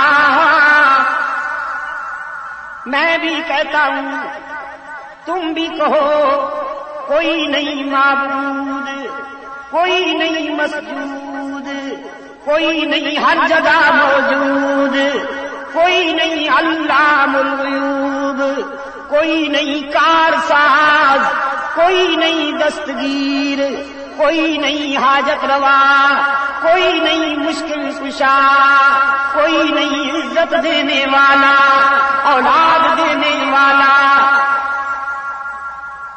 رزق دینے والا, زندگی اور موت کا مالک الا اللہ, مگر ہی پہ ضرب لگا کر, مگر انسانی جبین کی عاجزیوں کے لیے سچا مسجود. جو دور ہیں میرے دوست آخر میں کچھ تو کھڑے ہیں, ان کی ہی کی ضرب یہاں پہنچے. انسانی جبین کی عاجزیوں کے لیے سچا مسجود, یہ میرے آقا کا دیا ہوا سبق ہے, صحابہ کا دہرایا ہوا سبق ہے, اہل بیت کا سنایا ہوا سبق ہے, اولیاء کرام کا پڑھایا ہوا. یہی سبق دیا ہے سید عبد القادر گیلانی نے. سب کہو رحمت اللہ تعالی علیہ. اللہ مجھے اور آپ سب کو سید عبد القادر گیلانی جیسے روشن ضمیروں کے ساتھ حشر نصیب فرمائے. ان کا یہی سبق ہے. کوئی انسانی جلیل کی عاجزیوں کے لیے سچا مسجود کون, ہر جگہ موجود کون, علام الغیوب کون, کارساز و دستگیر کون, حاجت روا مشکل کشا, مشکل کشا اللہ ہی, اللہ بھی. وہ سب بڑا ٹھنڈا ہے لیکن اسے گرم کر دو. اللہ ہی یا اللہ بھی. کہا کرتا ہوں اپنے دوستوں سے اللہ انہیں سلامت رکھے. کبھی تنہائی میں اپنے ضمیر سے پوچھو نا مشکل کشا کون ہے, تو تمہارا ضمیر بھی کہے گا مشکل کشا وہی ہے جس پہ خود کبھی مشکل نہ آئی. جو خود مشکلوں میں الجھے وہ مشکل کشا نہیں, جو خود حاجت مند ہو وہ حاجت روا نہیں. نبیوں پہ آزمائشیں آئیں کہ نہیں, رسولوں پہ آزمائشیں آئیں کہ نہیں, ولیوں پہ آزمائشیں آئیں کہ نہیں. سب سے پہلا نبی ابو البشر حضرت آدم امتحان کے مرحلے سے گزرتے ہوئے دست بدعا ہیں, ربنا ظلمنا انفسنا وان لم تغفر لنا وترحمنا لنكونن من الخاسرین. اے ہمارے رب, اگر تیرا لطف و کرم شامل حال نہ ہوا تو ہمارا سفینہ کبھی کنارے لگ سکتا ہی نہیں. آدم نے کسے پکارا؟ قرآن یاد دہانی کراتا ہے وَظَنُّونَ إِذْ ذَهَبَ مُغَاضِبًا فَظَنَّ أَن لَّن نَّقْدِرَ عَلَيْهِ فَنَادَىٰ فِي الظُّلُمَاتِ أَن لَّا إِلَٰهَ إِلَّا أَنتَ سُبْحَانَكَ إِنِّي كُنتُ مِنَ الظَّالِمِينَ. رات کے اندھیرے میں, دریا کی گہرائی میں, شکم ماہی میں یونس کی زبان پہ کس کا نام آیا؟ نیو کراچی والوں, یونس نے قادر کو پکارا یا عبد القادر کو پکارا. یونس نے قادر کو پکارا، یا عبد القادر کو پکارا، اللہ کو پکارا، یا عبد اللہ کو پکارا، تو پھر یونس کی مدد کرنے والا کون؟ یونس کی مشکل کشائی کرنے والا کون؟ قرآن کی آگے بھی سنیے، قرآن کہتا ہے لولا انہ کان من المسبحین للبث فی بطنہ الی یوم یبعثون۔ اگر میرا یونس آزمائش کے اس موڑ پر، امتحان کے اس مرحلے پر مجھے یاد نہ کرتا، میرا نام یونس کی زبان پہ نہ آتا، تو قیامت تک یونس یہی مچھلی کے پیٹ میں رہتا، میرے سوا یونس کی دستگیری کرنے والا کوئی نہیں۔ رب العالمین فرماتے ہیں میں نے ہی یونس کی دستگیری کی، تو میرا اور آپ کا دستگیر کون؟ یونس پہ مشکل آئی، کسے پکارا؟ ابراہیم کی مشکل حل کرنے والا کون؟ یوسف کا مشکل کشا کون؟ کنویں میں جان بچانے والا، محل میں آن بچانے والا، مصر کے بازار میں بکنے والے کو وارث تخت و تاج بنانے والا، بچھڑے ہوئے یعقوب کو اپنے بیٹے سے ملانے والا۔ یعقوب نے کس کی نظریں مانی؟ یعقوب نے کس کی منتیں مانی؟ یا کسی قبر پہ لے گئے آٹا بکرا، لو جی لے ککڑ تو دے پتر۔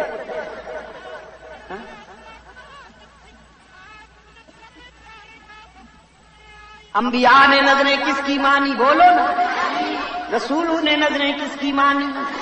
حضرت مریم کی والدہ کہتی ہیں انی نظرت لک ما فی بطنی محررا فتقبل منی انک انت السمیع العلیم۔ مریم کہتی ہیں انی نظرت للرحمن صوما فلن اکلم اليوم انسیا۔ یونس کا مشکل کشا، یوسف کا مشکل کشا، یعقوب کا مشکل کشا، میرے آقا کا یہی پیغام تھا جو مکہ والوں سے ہضم نہ ہوا۔ مکہ والوں سے ہضم اس لیے کہ انکم رکتی تھی، نذرانے رکتے تھے، وہ جو مرید قطار اندر قطار آتے ہیں اور نذرانے بے شمار لاتے ہیں۔ پیر صاحب کہتے ہیں میں آؤں تو کیا دے گا، تو آئے گا تو کیا لائے گا؟ ون وے چلتا۔ مرید آئے تو نذرانہ لے کے آئے، حضرت صاحب آئے تو نذرانہ تیار رکھے۔ آمدنی رکتی تھی نا، اس لیے سرکار دو عالم صلی اللہ علیہ وسلم کو دھمکیاں دی، کہنے لگے کمپرومائز کر لیں، کچھ کام کریں، حجرے میں بیٹھ جائیے، اللہ اللہ کیجیے، مسجد میں نہ جی، آپ مسجد میں اچھے لگتے ہیں، ہم آستانوں پہ۔ رب العالمین نے فرمایا قل فغیر اللہ تأمرونی اعبد ایھا الجاہلون وَلَقَدْ أُوحِيَ إِلَيْكَ وَإِلَى الَّذِينَ مِن قَبْلِكَ لَئِنْ أَشْرَكْتَ لَيَحْبَطَنَّ عَمَلُكَ وَلَتَكُونَنَّ میں بیٹھ جائیے، اللہ اللہ کیجیے، مسجد میں نہ جی، آپ مسجد میں اچھے لگتے ہیں، ہم آستانوں پہ۔ رب العالمین نے فرمایا قل فغیر اللہ تأمرونی اعبد ایھا الجاہلون وَلَقَدْ أُوحِيَ إِلَيْكَ وَإِلَى الَّذِينَ مِن قَبْلِكَ لَئِنْ أَشْرَكْتَ لَيَحْبَطَنَّ عَمَلُكَ وَلَتَكُونَنَّ مِنَ الْخَاسِرِينَ۔ کہہ دیجئے میرے پیغمبر ان جاہلوں سے، تم نے مجھ سے یہ توقع کیسے کر لی کہ میں اللہ کے حقوق میں کسی بندے کو شریک ہوتا دیکھوں اور چپ رہوں؟ تمہاری دھمکیاں اور تمہاری ترہیب مجھے راستے سے نہیں ہٹا سکتی، میں تم سے کیوں ڈروں؟ ادھر سے مسلسل तंबीह हो रही है, लइन अशरकत लयहबतन्न अमलुक वलतकूनन्न मिनल खासिरीन। मेरे महबूब, अगर आपने भी मेरा महबूब होने के बावजूद अगर आपने भी मेरे साथ किसी को शरीक बर्दाश्त कर लिया तो आप भी मेरी नाराजगी से नहीं बच पाएंगे। बलिल्लाह फअबुद वकुन मिनश शाकिरीन। ये बिगड़ते हैं तो बिगड़े, इनके तरकश में जितने तीर हैं चलाएं, जो कुछ कर सकते हैं कर गुजरे। आप मेरी इबादत कीजिए, आप वफा कीजिए, मैं जज़ा दूंगा। मेरे महबूब, तू मेरा है, मैं तेरा हूं। तुझसे बेहतर वफा करने वाला कोई नहीं, मुझसे बेहतर जज़ा देने वाला कोई नहीं।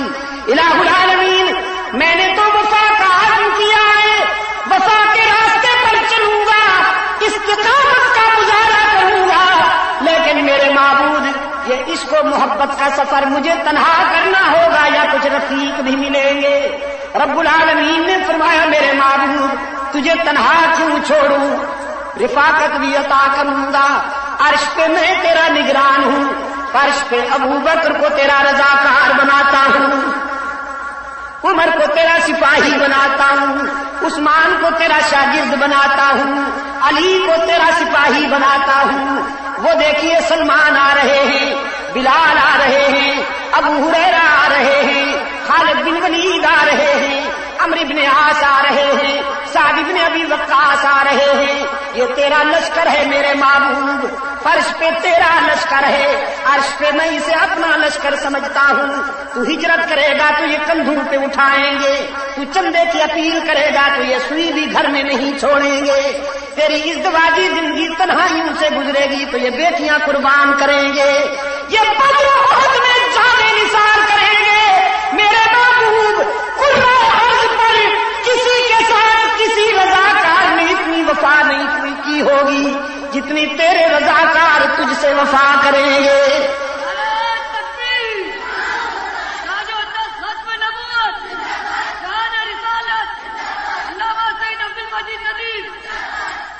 सहाबा को मैं तेरा सिपाही बना रहा हूं मेरे महबूब, ये तेरा लश्कर है। तेरी तालीमात के अमली नमूने हैं। तू दुनिया को सच्चाई का सबक देगा, अबू बकर सदाकत का ताज पहनेगा। तू दुनिया को अदालत का सबक देगा, उमर अदालत का ताज पहनेंगे। तेरी तालीमात का अमली मुजाहरा करेंगे तेरे गुलाम। फारूक आजम रज़ी अल्लाह तआला अन्हु फरमाते हैं, मदीना के मज़ाफ़ात में एक खातून रहती थी, आंखों से माजूर खातून रहती थी। सिद्दीक़ अकबर की खिलाफत का जमाना था। सोचा माजूर खातून है, पता नहीं इसके घर का काम कौन करता होगा, चले आए। उस खातून के पास आकर कहने लगे, मैं आपकी खिदमत के लिए हाजिर हुआ हूं, आप जो चाहें मुझसे काम ले सकती हैं। फरमाया तो झाड़ू फेर दूं, हुक्म हो तो पानी भर के लाऊं। वो खातून कहती है, बेटा अल्लाह तुझे जज़ाए खैर दे, तुझसे पहले अल्लाह का एक बंदा आया था, वो झाड़ू भी दे गया है, पानी भी भर गया है। इस्लाम ये है दोस्तों। फारूक आजम फरमाते हैं, मैंने सोचा मुझे देर हो गई, कल जल्दी आऊंगा। नमाज सुबह पढ़ते ही आ गए। अर्ज किया, खातून मैं फिर हाजिर हूं। वो खातून कहने लगी, जज़ाकल्लाह बेटे, तेरे आने से पहले अल्लाह का एक बंदा आया है, वो सारे काम कर गया है। अगले दिन सोचा इससे भी पहले आऊंगा। नमाज तहज्जुद के वक्त चले आए। उस खातून की खिदमत में आकर कहने लगे, झाड़ू फेर दूं, पानी भर लाऊं। खातून कहने लगी, बेटा अल्लाह तुझे खुश रखे, तेरे आने से पहले एक आदमी आ चुका है, वो झाड़ू तो दे गया है, पानी भरने के लिए गया हुआ है। फारूक आजम फरमाते हैं, मैंने तय कर लिया आज नहीं छोड़ूंगा, मुझसे पहले आ जाता है। देखो तो यह है कौन। ایک کونے میں کھڑے ہو گئے. فرماتے ہیں رات کا وہ مسافر، وہ درد مند مسافر پانی کی بھاری مشق لیے ہوئے آ گیا. کمان کی طرح جھکا ہوا تھا مشق کے بوجھ میں، پانی کے مشکیزے کے بوجھ میں کمان کی طرح جھکا ہوا تھا، لیکن پہچان نہ سکے. فاروق اعظم فرماتے ہیں میں کوشش کے باوجود نہ پہچان سکا، اس لیے کہ چہرے پہ اس نے نقاب ڈال رکھا، رات کے باوجود نقاب ڈال رکھی. وہ آپ نے سنا ہے نا نیکی کر، اس کو کہتے ہیں. عصر حاضر کے حکمرانوں کی طرح نہیں کہ اگر کبھی نماز پڑھنی جائے تو پڑھنی پڑ جائے تو ٹی وی کیمرہ مینوں کو ساتھ کے ہمارا فوج خاص طرح کا لے کر پھر نشر کرو کہ حضرت تو بڑے نمازی.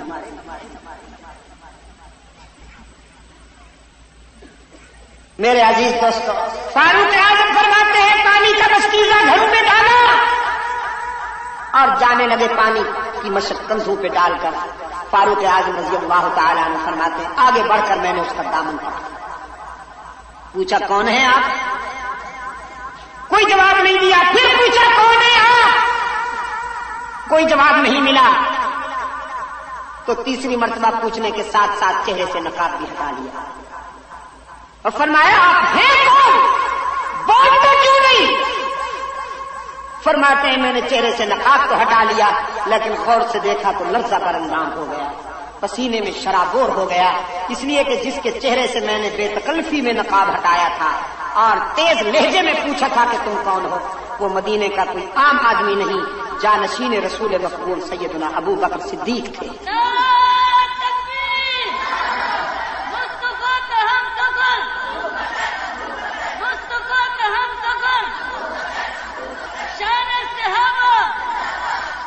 صحابہ کرام رضوان اللہ علیہم اجمعین میرے دوستو رسول اللہ کی تعلیمات کے عملی شاہکار ہیں.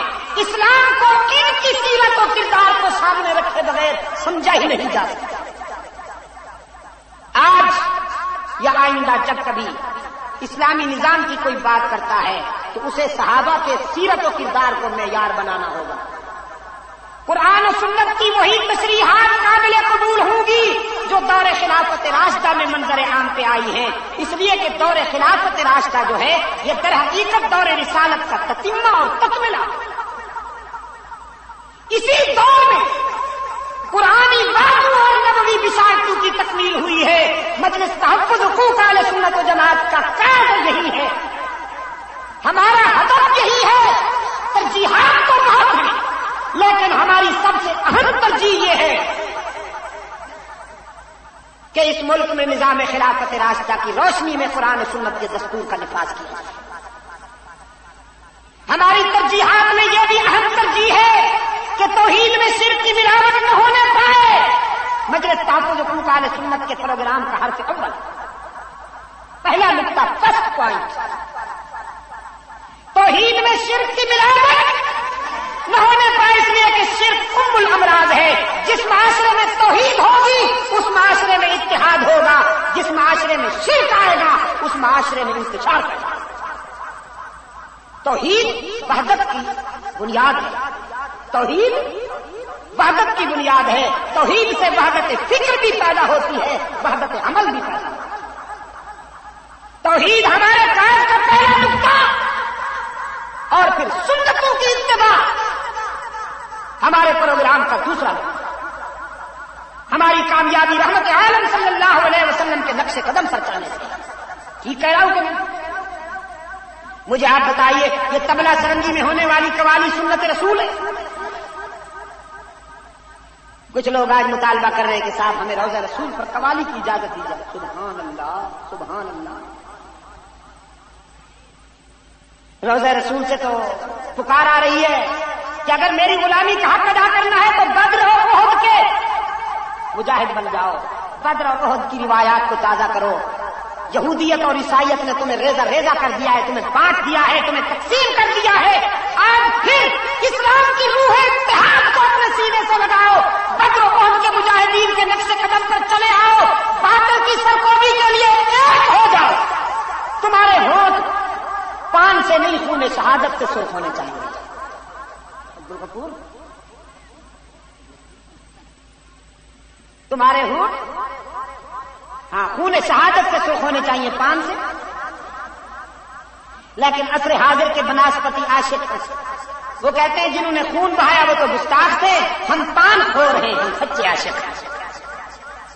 شاہ اسماعیل شہید جس نے اپنے خون کا ایک ایک قطرہ احقاق حق اور ابطال باطل کے پروگرام پر قربان کر دیا، اپنے مریدوں سمیت بالا کوٹ کے دامن میں جام شہادت نوش کر کے سو گئے، ان کو گستاخ ثابت کیا جا رہا ہے، اور قوم کے نذرانے پہ پڑنے والے یہ عشاق ہیں۔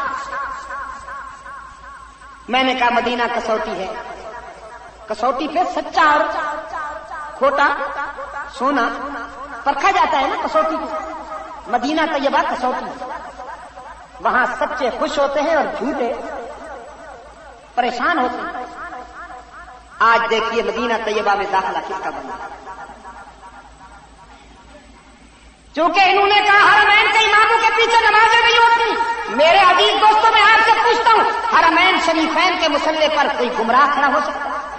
خدا کے لیے مجھے بتاؤ، خدا کے لیے مجھے بتاؤ، تم اپنی مسجد میں یہ گوارا نہیں کرتے ہو کہ کسی بد عقیدہ کو امام گوارا کر لو اپنی مسجد میں؟ خدا کیسے برداشت کرے گا کہ اس کے گھر میں کوئی بد عقیدہ کھڑا ہو جائے، اس کے نبی کی مسجد میں کوئی بد عقیدہ کھڑا ہو جائے؟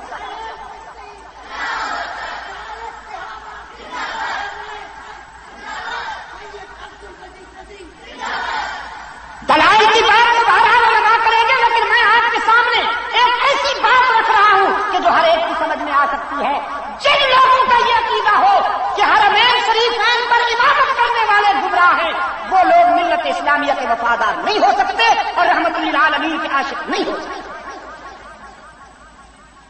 یہی نتیجہ ہے کہ آج ان کا داخلہ بند ہے۔ میں نے کہا عاشقوں، اس عاشق کو ڈوب مرنا چاہیے جسے معشوق اپنی گلی سے ہی بھگا دے۔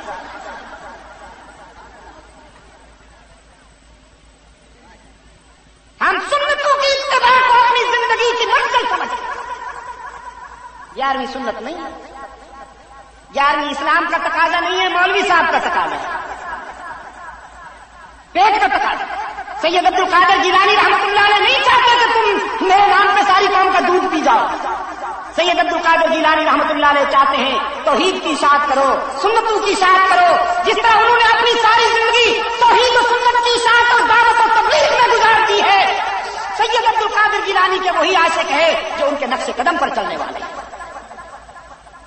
تو مولوی صاحب کہتے ہیں نہیں یار مجبوری، دین کا چھٹا رکن بنا دو، اور جاہلوں کو ڈراتا ہے مولوی 11ویں نہ دو گے تو تمہاری بھینسیں خشک ہو جائیں گی۔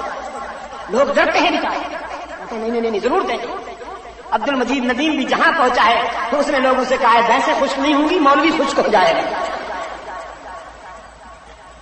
بھینسیں تو اللہ کے فضل سے دودھ دیتی ہیں۔ یورپ میں نے دیکھا وہاں گائیں اتنا دودھ دیتی ہیں کہ آدمی حیران ہو جاتا ہے۔ میں نے لوگوں سے پوچھا یہ انگریز کس کی گارنٹی دیتے ہیں؟ ان کی گائے تو بہت دودھ دیتی ہے۔ ڈھکوسلے چلا رکھے ہیں، ڈھکوسلے کہ صاحب ہم عاشق آئیے مل کر جلوس نکالنے میلاد، حضور اکرم صلی اللہ علیہ وسلم کے میلاد کی خوشی تو سارے جہان کو۔ میں نے لفظ سارے جہان کا استعمال کیا ہے، مسلمان کا نہیں۔ خدا کی قسم آسمان کے ستاروں کو بھی خوشی، دریاؤں سمندروں ندی نالوں آبشاروں میں بہنے والے حشرات الماء کو بھی خوشی ہے، درختوں کے پتوں تک کو خوشی ہے، ریگزار کے ذروں کو بھی خوشی ہے۔ حضور کی ولادت پر تو کائنات ساری کی ساری خوش ہے، لیکن یہ خوشی بڑی انوکھی ہے جو جلیبی اور لڈو سے گزر کے جاتی ہے۔ جلوس نکلا ہوا ہے، ٹرک پہ بھی ہار، گھوڑا گاڑی پہ بھی ہار، اونٹ گاڑی پہ بھی ہار، اونٹ کے گلے میں بھی ہار، گھوڑے کے گلے میں بھی ہار، مولوی صاحب کے گلے میں بھی ہار، پتہ نہیں چلتا ان میں بڑا عاشق کون سا ہے۔ اور 12 ربیع الاول جو ہے حضور اکرم صلی اللہ علیہ وسلم کی وفات کی تاریخ، 12 ربیع الاول حضور کی وفات کی تاریخ ہے، امت کا اتفاق ہے۔ ولادت کی تاریخ پر اختلاف ہے، بعض علماء نے 7 ربیع الاول کہی ہے، بعض علماء نے 9 ربیع الاول کہی ہے، بعض علماء نے 13 ربیع الاول کہی ہے، اس لیے کہ ولادت باسعادت تو اسلام سے 40 سال پہلے ہوئی۔ حضور اکرم صلی اللہ علیہ وسلم کی وفات کی تاریخ پر امت کا اتفاق ہے کہ 12 ربیع الاول کو رحمت عالم صلی اللہ علیہ وسلم کی وفات۔ اس دن مدینہ میں آنسو، 12 ربیع الاول کو فاطمہ زہرا کی آنکھ میں ایک شعر فرمایا اس دن، سیدہ فاطمہ زہرا سب کو رضی اللہ تعالی عنہا وعن کل بنات النبی صلی اللہ علیہ وسلم. فرمایا صبت علی مصائب لو انہا. سیدہ فاطمہ فرماتی ہیں 12 ربیع الاول کی تاریخ کو فرمایا صبت علی مصائب لو انہا صبت علی الایام سرنا لیالیا. ہائے 12 ربیع الاول کو میرے اوپر دکھوں کے اتنے پہاڑ ٹوٹے ہیں کہ اگر وہ دکھ دنوں پر تقسیم کیے جائیں تو راتوں میں بدل جائیں. 12 ربیع الاول کو میرے دل پر اتنے دکھ ٹوٹے ہیں کہ وہ دکھ اگر دنوں کی روشنی پہ ڈالے جائیں تو وہ راتوں میں تبدیل ہو جائیں. جس تاریخ کو سیدہ فاطمہ سوگوار ہے، جس تاریخ کو فاروق کی آنکھوں میں آنسو ہیں، جس تاریخ کو صدیق اکبر غمگین ہیں، جس تاریخ کو صحابہ کرام محزون اور ملہول ہیں، عبد المجید ندیم سے کیوں مطالبہ کرتے ہو کہ میں اس تاریخ کو جشن مناؤں؟ میرا ضمیر نہیں گوارا کرتا کہ میں حضور کی وفات کی تاریخ کے دن جشن مناؤں. تم مناتے ہو، حشر کے دن جواب بھی خود دو گے. لیکن یہ نہ کہنا ہمیں خبر نہ ہوئی، ہم اپنا فرض ادا کر کے تمہیں بتا رہے ہیں. آئیے اتحاد کریں. آج سب سے زیادہ ضرورت ہے اتحاد. آئیے اتحاد کریں. توحید و سنت، حب صحابہ، حب اہل بیت اور حب اولیاء کرام کے قدر مشترک پر آئیے اتحاد کریں. اللہ کی توحید پر اتحاد کریں، قرآن کی حجیت پر اتحاد کریں، حدیث کی عصمت پر اتحاد کریں، صحابہ کی عظمت پر اتحاد کریں، اہل بیت کی عزت پر اتحاد کریں، اولیاء کی کرامت پر اتحاد کریں، رسول کی اطاعت پر اتحاد کریں، اللہ کی وحدانیت پر اتحاد کریں. کتنے قدر مشترک ہیں پھر بھی ہم متحد نہ ہوں. لیکن بدعت پر اتحاد نہیں ہو سکتا، شرک پر اتحاد نہیں ہو سکتا. اتحاد کی روح سنت ہے اور اتحاد کی روح توحید. اسلام نے انسانوں کو ایک بنایا. اسلام عالمگیر حکومت کا داعی ہے. پاکستان والوں آج جہالت کے دور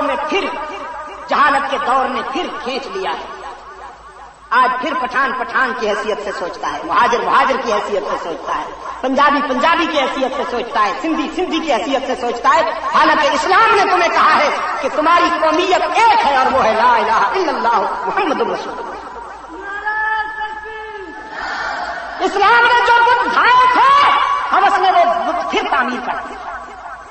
لیکن میں یہ بات ضرور کہوں گا کہ اگر تشکیل پاکستان کے بعد یہاں قرآن و سنت کا نظام نافذ کر دیا جاتا تو آج یہ حالات سامنے نہ آتی. 47 میں ہماری آبرو لوٹی گئی، 47 میں ہماری بچیوں کے سر سے دوپٹے چھینے گئے. امرتسر کا ریلوے اسٹیشن آج بھی گواہ ہے جہاں پر مہاجرین کی ٹرینیں بھر کے آتی تھیں اور سکھ والدین کو ذبح کر کے لڑکیوں کو اٹھا کے لے جاتے تھے. وہ بات تو چلیے سمجھ میں آ جائے گی کہ دشمنوں نے ایسا کیا، لیکن آج جو ہماری بیٹیاں ذبح ہو رہی ہیں، ہمارے بچے ذبح ہو رہے ہیں، ہماری بیٹیوں کے سر سے چادریں چھینی جا رہی ہیں، جو لٹ رہا ہے وہ بھی مسلمان ہے، جو لوٹ رہا ہے وہ بھی مسلمان ہے. بتاؤ یہ اللہ کی ناراضگی نہیں ہے؟ کچھ لوگ لیڈریاں چمکاتے ہیں، ہم پٹھان ہیں، ہم مہاجر ہیں، ہم پنجابی ہیں، ہم سندھی ہیں، اپنی لیڈری کی تعمیر کر رہے ہیں نفاق پیدا کر کے، قوم کو لڑا کے. ہم اللہ سے پناہ مانگتے ہیں ایسے لوگوں سے. اللہ ہمیں ایسے لوگوں سے بچائے. ظلم کا خاتمہ اسلام کرتا ہے، ناانصافیوں کا خاتمہ اسلام کرتا ہے. یہ لیڈر نہیں کرتے، خدا کی قسم. بتا دینا چاہتا ہوں تمہیں مہاجر بھائیوں، پٹھان بھائیوں، سندھی بھائیوں، پنجابی بھائیوں، جس لیڈر کے پلے پڑو گے وہ تمہیں بیچ ڈالے گا. لوگوں نے صحابہ کی عظمت کے سودے کیے، یہ کون ہوتے؟ کیوں گودرا کالونی والوں بیچیں گے یہ لیڈر تمہیں؟ ان کے دامن میں مت جاؤ. یہ تفریق کی آگ پھیلا رہے ہیں. آج میرے گھروں میں فوج کھڑی ہے، کیوں؟ میں منہ دکھانے سے قابل نہیں رہا ہوں پوری دنیا میں. آج پوری دنیا میرا تماشا دیکھ رہی ہے کہ یہ آپس میں لڑ رہے ہیں، ایک دوسرے کا خون بہا رہے ہیں. انہیں لیڈروں نے لڑایا، خدائی نے غارت کرا، انہوں نے لڑایا صرف اپنا مال کھڑا کرنے کے لیے۔ سیاسی پارٹیوں میں جن کو جگہ نہیں ملی وہ ان فرقہ واریت کی بنیاد پر یا قومیت کی بنیاد پر یا لسانیت کی بنیاد پر طبقات کی بنیاد پر اپنی لیڈری کے جنون میں پوری قوم کو نفرت کی آگ میں پھینک رہے ہیں۔ اللہ ہمیں ان کے شر سے بچا دے۔ آج رحمت عالم صلی اللہ علیہ وسلم کی روح بے قرار ہے۔ تم کلمہ پڑھتے ہو پھر سوچتے ہو کہ ہم پٹھان ہیں، ہم مہاجر ہیں، ہم سندھی ہیں، ہم پنجابی ہیں، ہم بلوچ ہیں۔ اسلام عالمگیر حکومت کا دائی ہے۔ اسلام نے تو یہود و نصارہ کو دعوت دی ہے، تعالوا الی کلمۃ سواء بیننا و بینکم الا نعبد الا اللہ۔ تم آپس میں نہیں ہو سکتے ہو ایک دوسرے کے بھائی؟ سیرت خاتم الانبیاء کانفرنس کا یہ آخری پروگرام ہے۔ مجلس تحفظ حقوق اہل سنت و جماعت کے زیر اہتمام میرا پیغام یہی ہے آپ سب کو۔ مجلس تحفظ حقوق اہل سنت سے ہمدردی رکھنے والے میری جماعت کے تمام رضاکاروں کو میں یہ پیغام دیتا ہوں، خدا کے لیے اس نہج سے مت سوچو کہ ہم مہاجر ہیں، ہم پٹھان ہیں، ہم پنجابی ہیں، ہم سندھی ہیں۔ صرف اس نہج پہ سوچو کہ ہم سب محمد عربی کے غلام ہیں۔